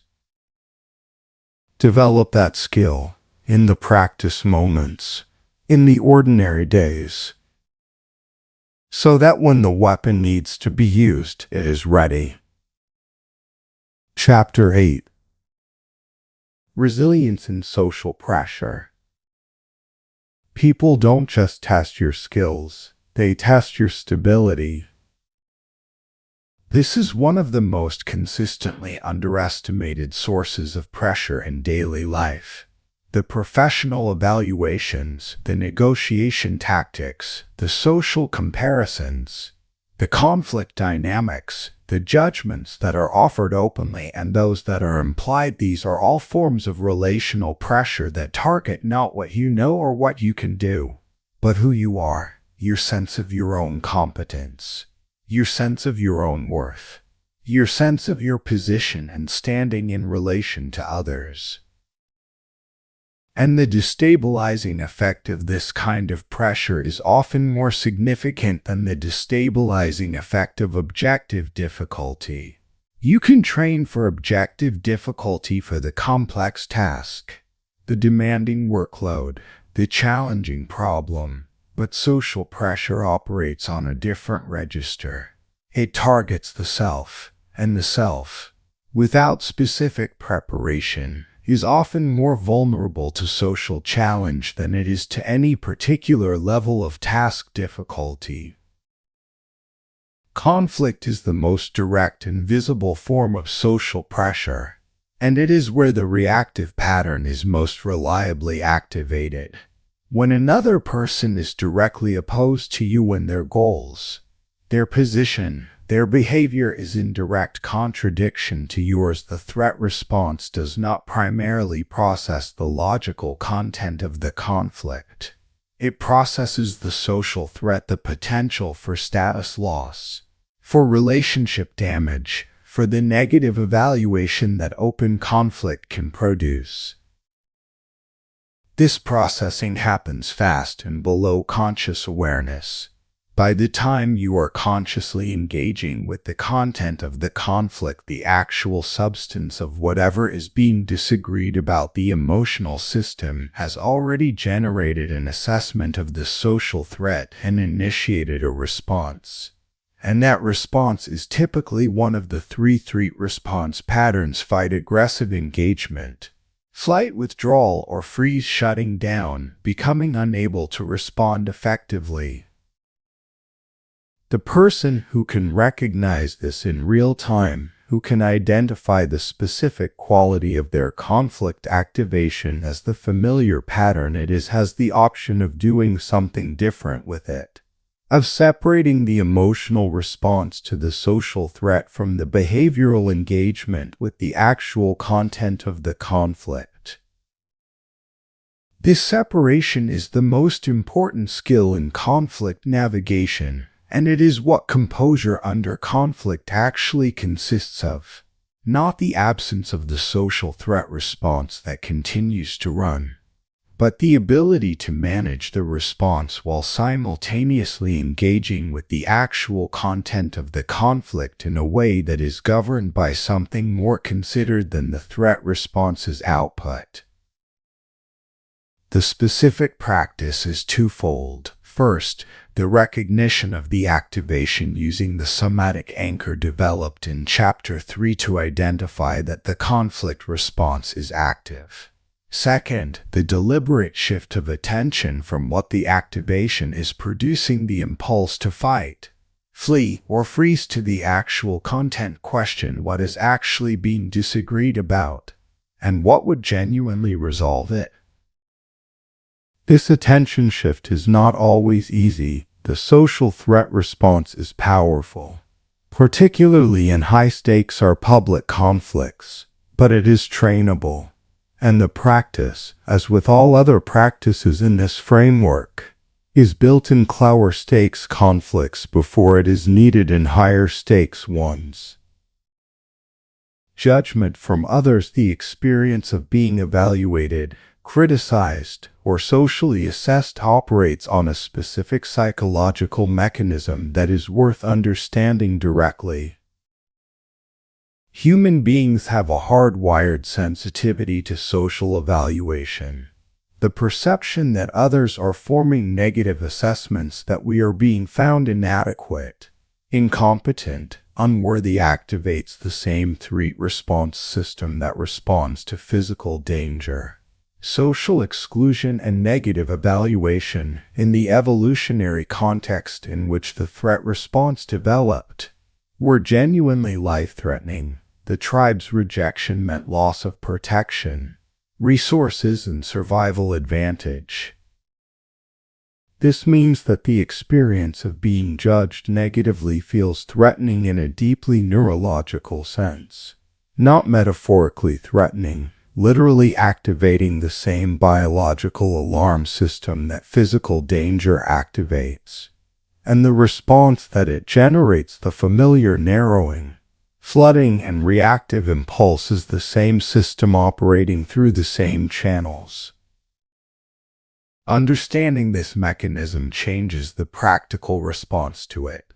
Because once you understand that the distress of negative judgment is not primarily about what was said, not primarily a logical response to the content of the assessment, but is primarily the activation of the survival system in response to perceived social threat, you can respond to it as what it is, which is a physiological activation that requires regulation, not a logical challenge that requires defense.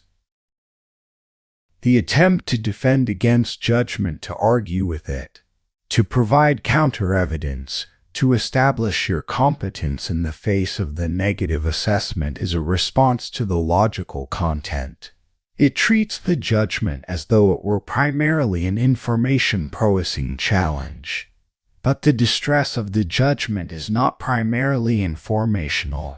It is physiological, and physiological distress is addressed through physiological regulation, not through winning the logical argument about whether the assessment was accurate. The practical implication when you are experiencing the distress of negative judgment: the first response priority is regulation, not counter-argument. Bring the breathing, ground in present sensation. Slow the tempo, Address the physiological state first. And from the regulated state, you can then engage with the actual informational content with what in the judgment is accurate and worth taking seriously, and what reflects the limitations or biases of the person making it with much more clarity and much less reactivity than you would have brought from the activated state. Pressure from others in professional and social contexts takes forms beyond direct conflict and explicit judgment.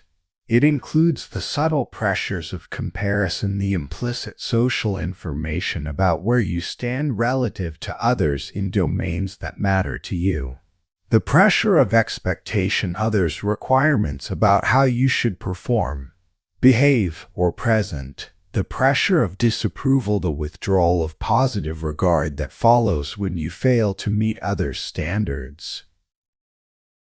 These pressures are continuous in most professional and social environments. They do not arrive as discrete events. They constitute the ambient social environment, the background radiation of others' expectations, comparisons, and assessments that is always present and always influencing the system state. Staying composed in this ambient environment, maintaining the quality of internal stability in the face of continuous low-level social pressure is different from maintaining composure in acute conflict. It requires not the dramatic activation of the regulation techniques, but the consistent maintenance of a stable internal baseline that does not fluctuate significantly with the fluctuations of the ambient social environment. This baseline stability is built through the same daily practice described in Chapter 4, but with a specific social dimension. The question to ask in the morning practice: in what social contexts today am I most likely to experience the destabilizing pull of others' judgments, expectations, or pressures? And what is my specific intention for maintaining my internal position in those contexts? The internal position is the key concept, not the external performance, not the management of how you appear to others in the socially pressured context. The internal position, the quality of your relationship to your own assessment of what you are doing and why, regardless of what others' social pressure is doing with it. A stable internal position does not mean indifference to others' views. It means that your own considered assessment of your actions, your performance, and your worth is not primarily contingent on others' evaluations of them. That you can receive others' assessments, including negative ones, without that reception fundamentally destabilizing your sense of your own standing. This stability is not arrogance. It is not the refusal to be influenced. It is the capacity to engage with others' assessments as information potentially useful, potentially inaccurate, worth considering without experiencing them as defining verdicts that determine who you are. Building this capacity requires an explicit practice of the distinction between assessment and verdict.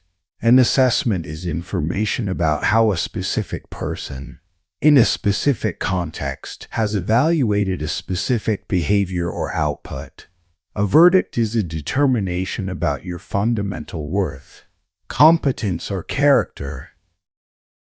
Most negative judgments are assessments that are experienced as verdicts. The critical feedback on your work is experienced as a determination about your competence. The social comparison that finds you lacking is experienced as a determination about your worth. The disapproval of a specific behavior is experienced as a verdict about your character. These are category errors, and the training is the consistent, deliberate practice of keeping the categories distinct, of receiving assessments as assessments, processing them as the information they contain, and explicitly not treating them as verdicts about who you are. This distinction, applied consistently, builds the stable internal position, not overnight, through the accumulated practice of refusing to let others' assessments, however negative, constitute the verdict on yourself. That refusal is not defensive, it is accurate. You are not the sum of others' evaluations. You are the person doing the work. Chapter 9.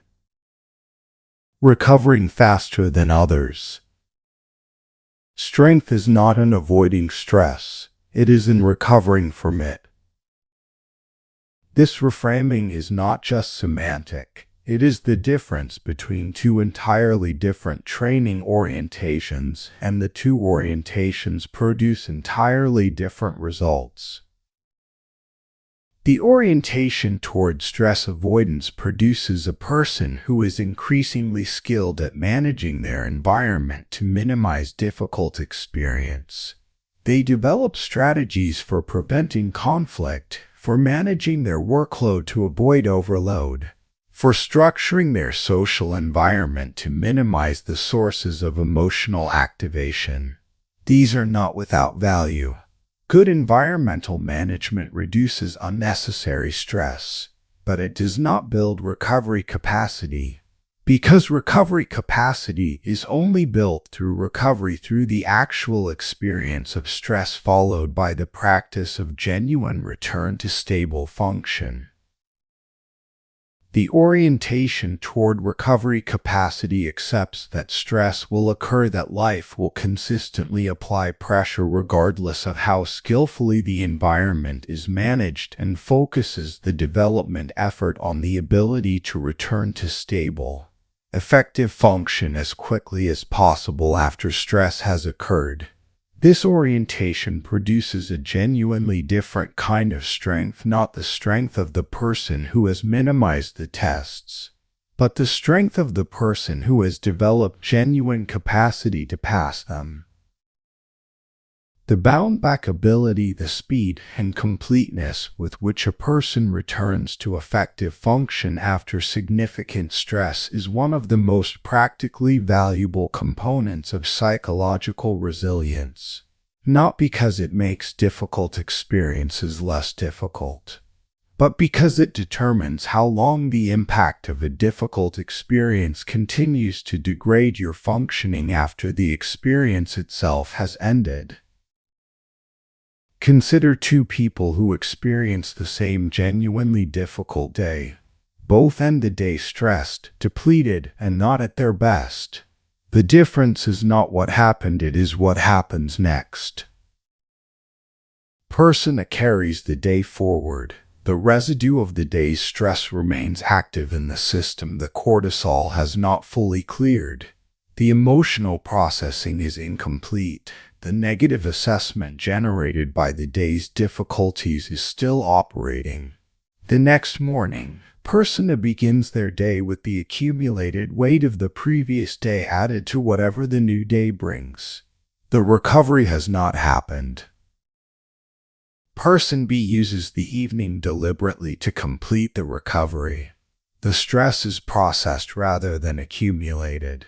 The emotional activation from the day's difficult experiences is brought to adequate resolution. The physiological state is restored through the genuine rest that deliberate deprivation allows. The next morning, Person B begins with the load of the previous day genuinely cleared. Over time, this difference accumulates into an enormous capability gap. Person A's accumulated unprocessed stress becomes the invisible overload described in Chapter 1, the building load that eventually produces the catastrophic collapse. Person B's consistent recovery prevents that accumulation. The system remains clear, or nearly so, at the start of each new day. The capacity that was spent in the previous day's demands is restored. The next day begins with genuine availability rather than with the carryover of previous depletion. The emotional reset is the specific practice that produces this consistent recovery, and it has several components. The first is completion of the processing that the day's activations began but did not finish. When a difficult experience activates an emotional response when you feel something during a pressured interaction, a challenging situation, a moment of setback, and the demands of the situation prevent the full expression and processing of that response in the moment. The response does not simply disappear at the end of the day. It remains in the system as an incomplete process seeking resolution. The practice of completion is, in its simplest form, the deliberate acknowledgement of what was present in those incomplete moments. Not extended rumination, not the replaying of the difficult events in search of some different resolution, but the explicit, brief, honest acknowledgement: this happened. I felt this about it. The feeling was real and appropriate. I am acknowledging it rather than carrying it forward as unacknowledged freight. This acknowledgement is not always comfortable. Some of what the day produced will be uncomfortable to acknowledge honestly: the failure of nerve, the unkind thought, the reactive response that you wish you'd handled differently. But the acknowledgement is what allows completion. What is acknowledged can be processed. What is denied or suppressed continues to demand processing, usually at the worst possible time, when the system is most stressed and the suppressed material is most likely to surface. Re-entering is the second component of the emotional reset. Where completion addresses what was activated during the day, re-entering addresses the return to stable internal baseline, the restoration of the grounded, settled internal position that was the starting point before the day's demands applied their pressure. The re-entering practice uses the regulation techniques from Chapter 6 as the vehicle: the deliberate breathing, the grounding in present sensation, the slowing of the internal tempo that the day's activations have accelerated. These techniques, applied in a deliberate end-of-day practice, produce the physiological conditions that allow genuine deactivation of the stress response system, the clearing of cortisol and adrenaline, the activation of the parasympathetic recovery state, the genuinely restorative sleep that follows from a system that has been adequately deactivated before rest. Stability as the default is what consistent recovery produces over time. Not the stability of a person who has not been tested. That kind of stability is fragile, because it has never been proven. The stability of a person who has been tested repeatedly, who has recovered consistently, and who has therefore developed a relationship with their own recovery capacity that generates genuine confidence, not the performed confidence of someone claiming to be fine. The actual confidence of someone who knows from direct experience, repeatedly, that when difficult things happen, they come back. This knowledge changes the relationship to future difficulty. When you know that you recover when it is not a hope but a demonstrated pattern, the anticipation of difficulty stops being primarily threatening.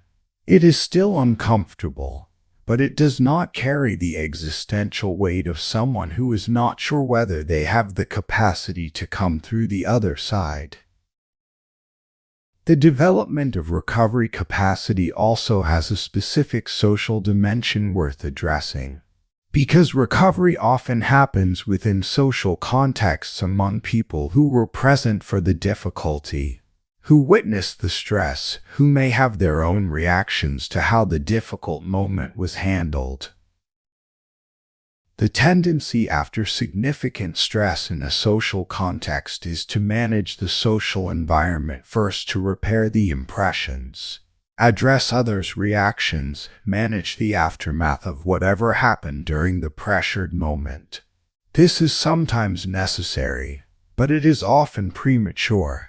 attempting to manage the social environment before you have done the internal work of recovery, before you have completed the processing and begin the re-entering, produces the social management from a depleted, still activated internal state, and management from that state tends to be defensive, reactive, and less skillful than management from a recovered one. The practice is to prioritize internal recovery before engaging with the social aftermath. Not indefinitely, there are time frames within which the social management cannot be deferred. But as much as circumstances allow, do the internal work first.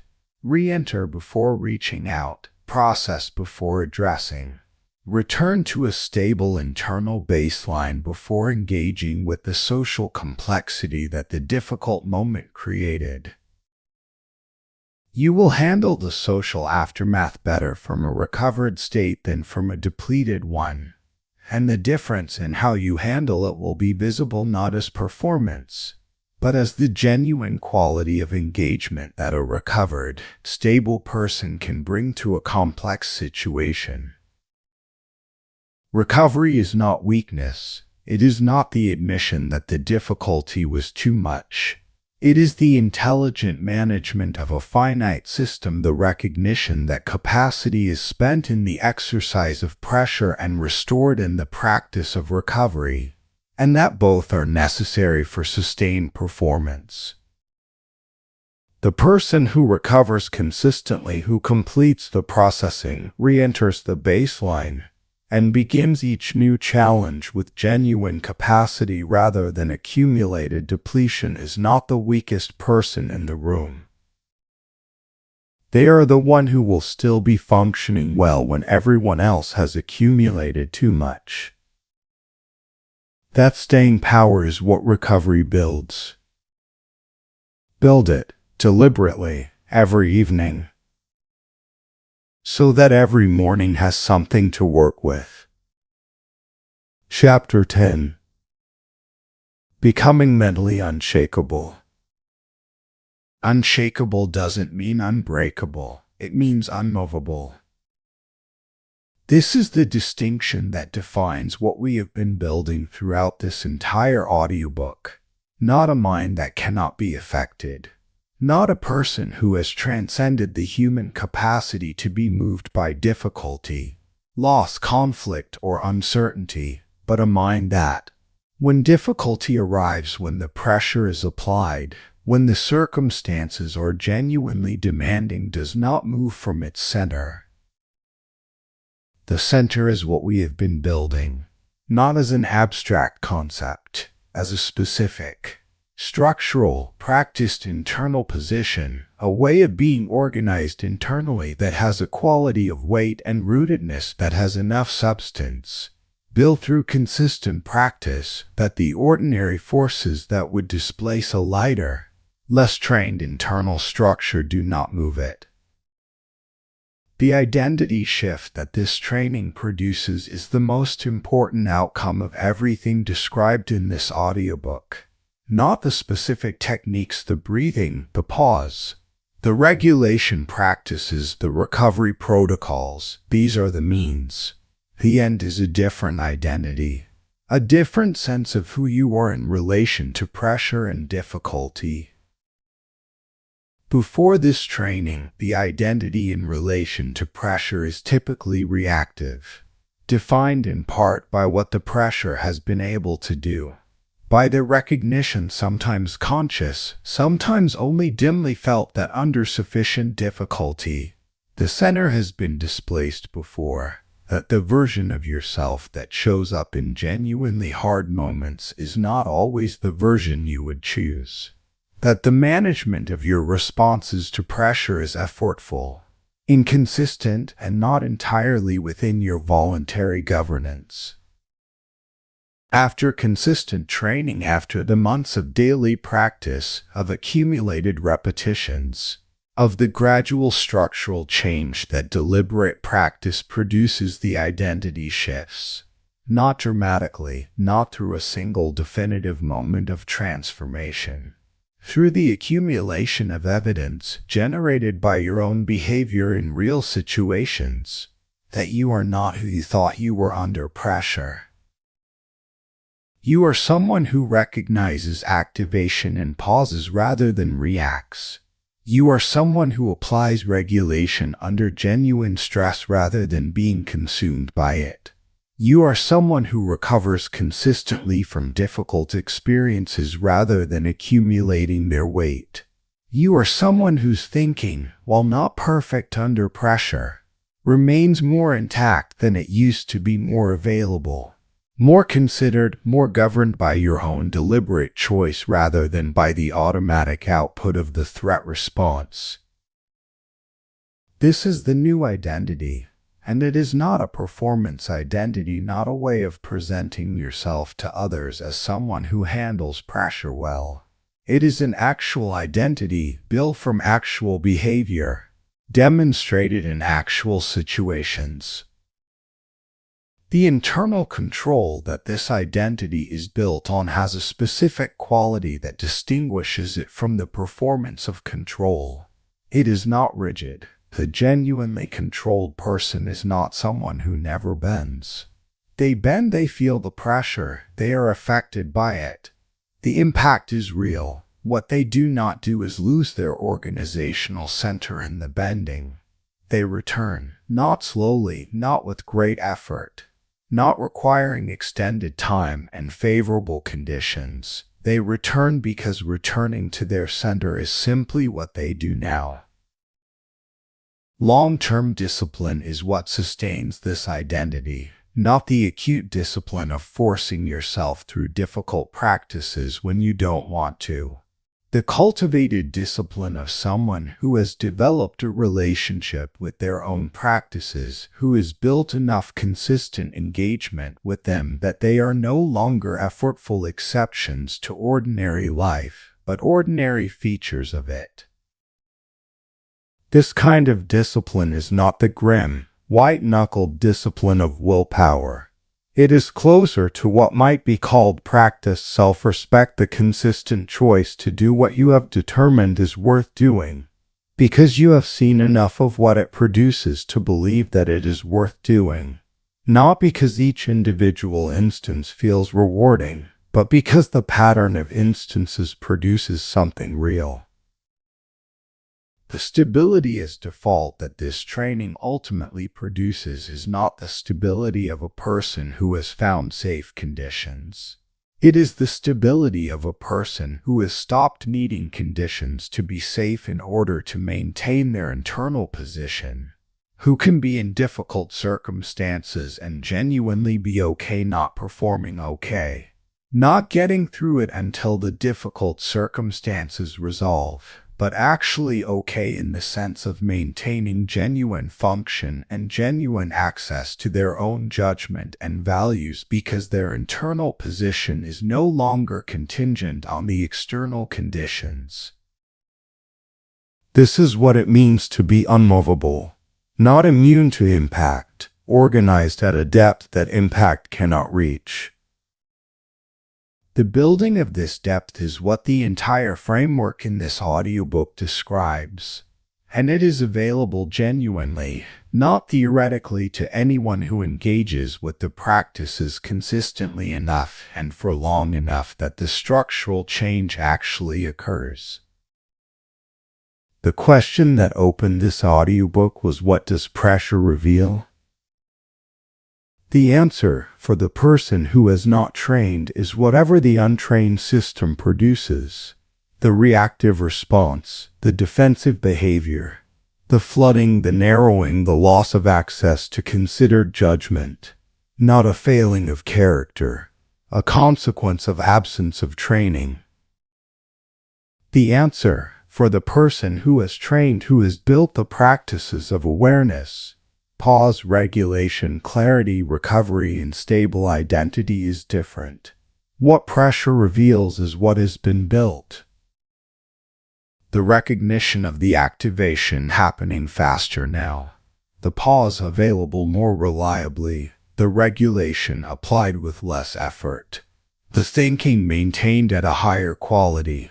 the recovery completing more quickly, the identity holding its center more consistently. This is not the finished product of a training that has an endpoint. This is the developing product of a practice that has no final destination. The capacity grows as the practice continues. The specific intensities that required maximum effort at the beginning of the training become ordinary. The threshold of what requires deliberate management shifts upward, and new levels of challenge, levels that would have been overwhelming before, become the territory in which the next stage of development happens. This is not a promise that there is an end state of difficulty. It is a description of genuine development, genuine growth in the capacity to meet difficulty. Each stage of difficulty that is met and worked through builds the capacity for the next stage. The training does not produce a person who cannot be challenged. It produces a person for whom the challenges keep getting larger because the capacity keeps growing to meet them. Become that person through the daily practice, through the consistent repetition, through the honest observation of what is working and what is not, followed by the deliberate adjustment that moves the practice forward, through the recovery that restores the capacity that the practice draws on, through the patience to let the structural change develop on its own timeline, without demanding visible results before they are ready to appear. You are not the person you were before you heard these words. Not completely. Something in the act of genuine, engaged attention to this material has begun to change the relationship you have to your own psychological capacity. But words alone do not build the strength. Practice builds it. The words have shown you the architecture. Now you build. Every day, starting today. Closing. You won't control life, but you can control how you meet it. Pause. And that changes everything. Not because controlling how you meet life makes difficult things less difficult. Not because the pressures will diminish or the challenges will become more manageable, or the people around you will begin to behave differently. None of those things are guaranteed, and none of them are within your governance. What is within your governance is the internal infrastructure that you bring to whatever life applies. The quality of your awareness, the reliability of your pause, the precision of your regulation, the clarity of your thinking when the cognitive conditions are actively working against clarity, the speed and completeness of your recovery when the difficult thing has run its course, the stability of your identity when everything in the external environment is pushing against it. These are the things you are building. These are the things that change. Let us bring forward what this audiobook has constructed, without reduction, without false simplicity, but with the clarity that comes from genuine understanding of what has been built. You now understand how pressure actually accumulates not in discrete events, but in the invisible layering of microstress that builds below the threshold of awareness until it reaches the point of collapse. You now have a practice for reading the early warning signs of that accumulation accurately, before they reach the critical level, so that you can act from choice rather than from crisis. You now understand why you react instead of think, not as a character flaw, but as the predictable behavior of a nervous system doing exactly what it was designed to do in an environment it was not designed for. You now have a map of your personal activation pattern, the specific conditions, the specific somatic signature, the specific behavioral impulse that makes recognition possible in real time. and you understand that recognition is the prerequisite for everything else. You now understand the discipline of not reacting not as an act of suppression or indifference, but as the deliberate creation of the response window, the pause, the gap between impulse and action in which something more considered than the first thing can emerge. You have a specific practice for building that gap in the ordinary moments of ordinary days, until the pause becomes not an effortful exception but a practiced default. You now understand that strength is not revealed in crisis, it is built before crisis, in the daily training that constitutes the actual practice of resilience, the morning intention, the real-time application, the end-of-day review. These are not glamorous practices. They are the consistent, disciplined engagement that converts understanding into structural change. You now understand the nature of emotional noise, the anxiety loops, the fear amplification, the overthinking, and you have the functional criteria that distinguish noise from signal, the metacognitive practice that makes the distinction available in real time. You understand that the recognition of noise is the prerequisite for its regulation. You now understand the regulation techniques that produce trained calm, the deliberate breathing, the grounding in present sensation, the conscious slowing of internal tempo, not as techniques that make difficulty disappear, but as practices that maintain the level of physiological activation within the range where genuine cognitive function remains available. You now understand what clear thinking under pressure actually requires, the pressure-appropriate decision criteria, the dual filter noise reduction, the deliberate widening of the temporal frame, the discipline of active exclusion that produces the focused processing of the few essential things, not the pretense of unlimited deliberation, the disciplined use of constrained resources.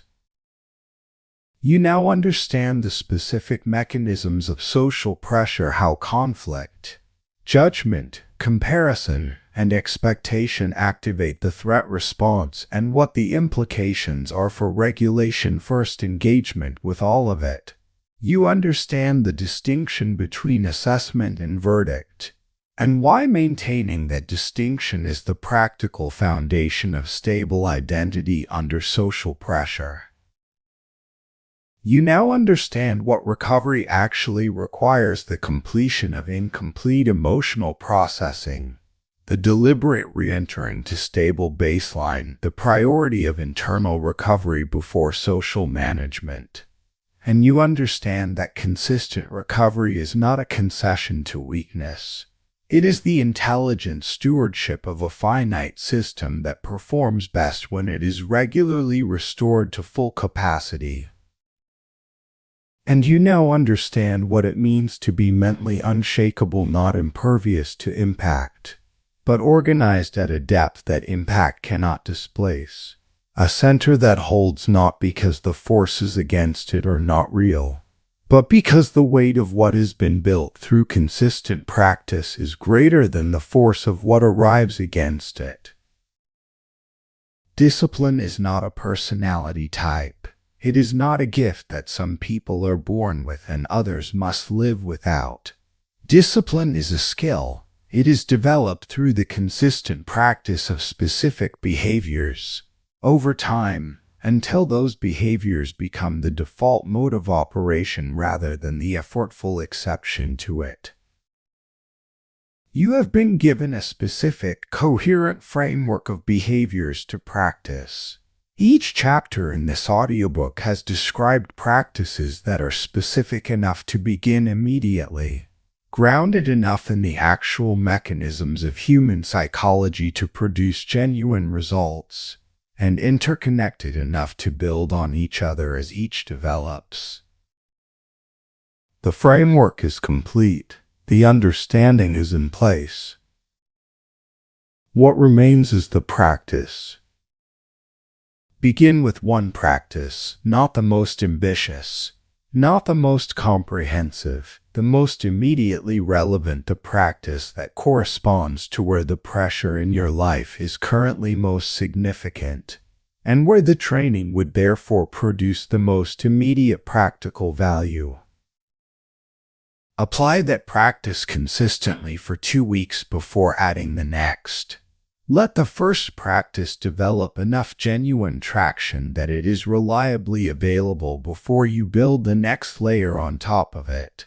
Not because the other practices are not important, they are all important, but because genuine development requires genuine consolidation, and genuine consolidation requires time. The transformation that this audiobook describes is real. It is not a performance identity that can be adopted through the change of a few habits. It is a structural change in how the internal system is organized, a change that happens gradually, through the consistent, honest, patient practice of the disciplines described here. It does not happen in a day. It does not happen in a week. Over months and years of consistent engagement, the system that is being built here, the aware, regulated, deliberately governed, quickly recovering, stably grounded internal system is genuinely available, genuinely you, no longer the result of deliberate effort, but the natural expression of who you have become through the practice. Pressure will come. It always does. In forms you have anticipated and in forms you have not. In intensities you have been prepared for and in intensities that will test the edges of what you have built. In situations where the training will perform exactly as expected, and in situations where something in the scenario will be new enough that the training will have to adapt in real time. All of this will happen, and in all of it, you will bring something different from what you would have brought before this training. You will bring awareness that is sharper, a pause that is more reliably available, a regulation capacity that activates more quickly, a recovery that is more complete, an identity that is more stable. You will bring a mind that meets the pressure rather than being met by it. That is what changes. And that changes everything. You won't control life, but you can control how you meet it. Now go meet it. End of audiobook.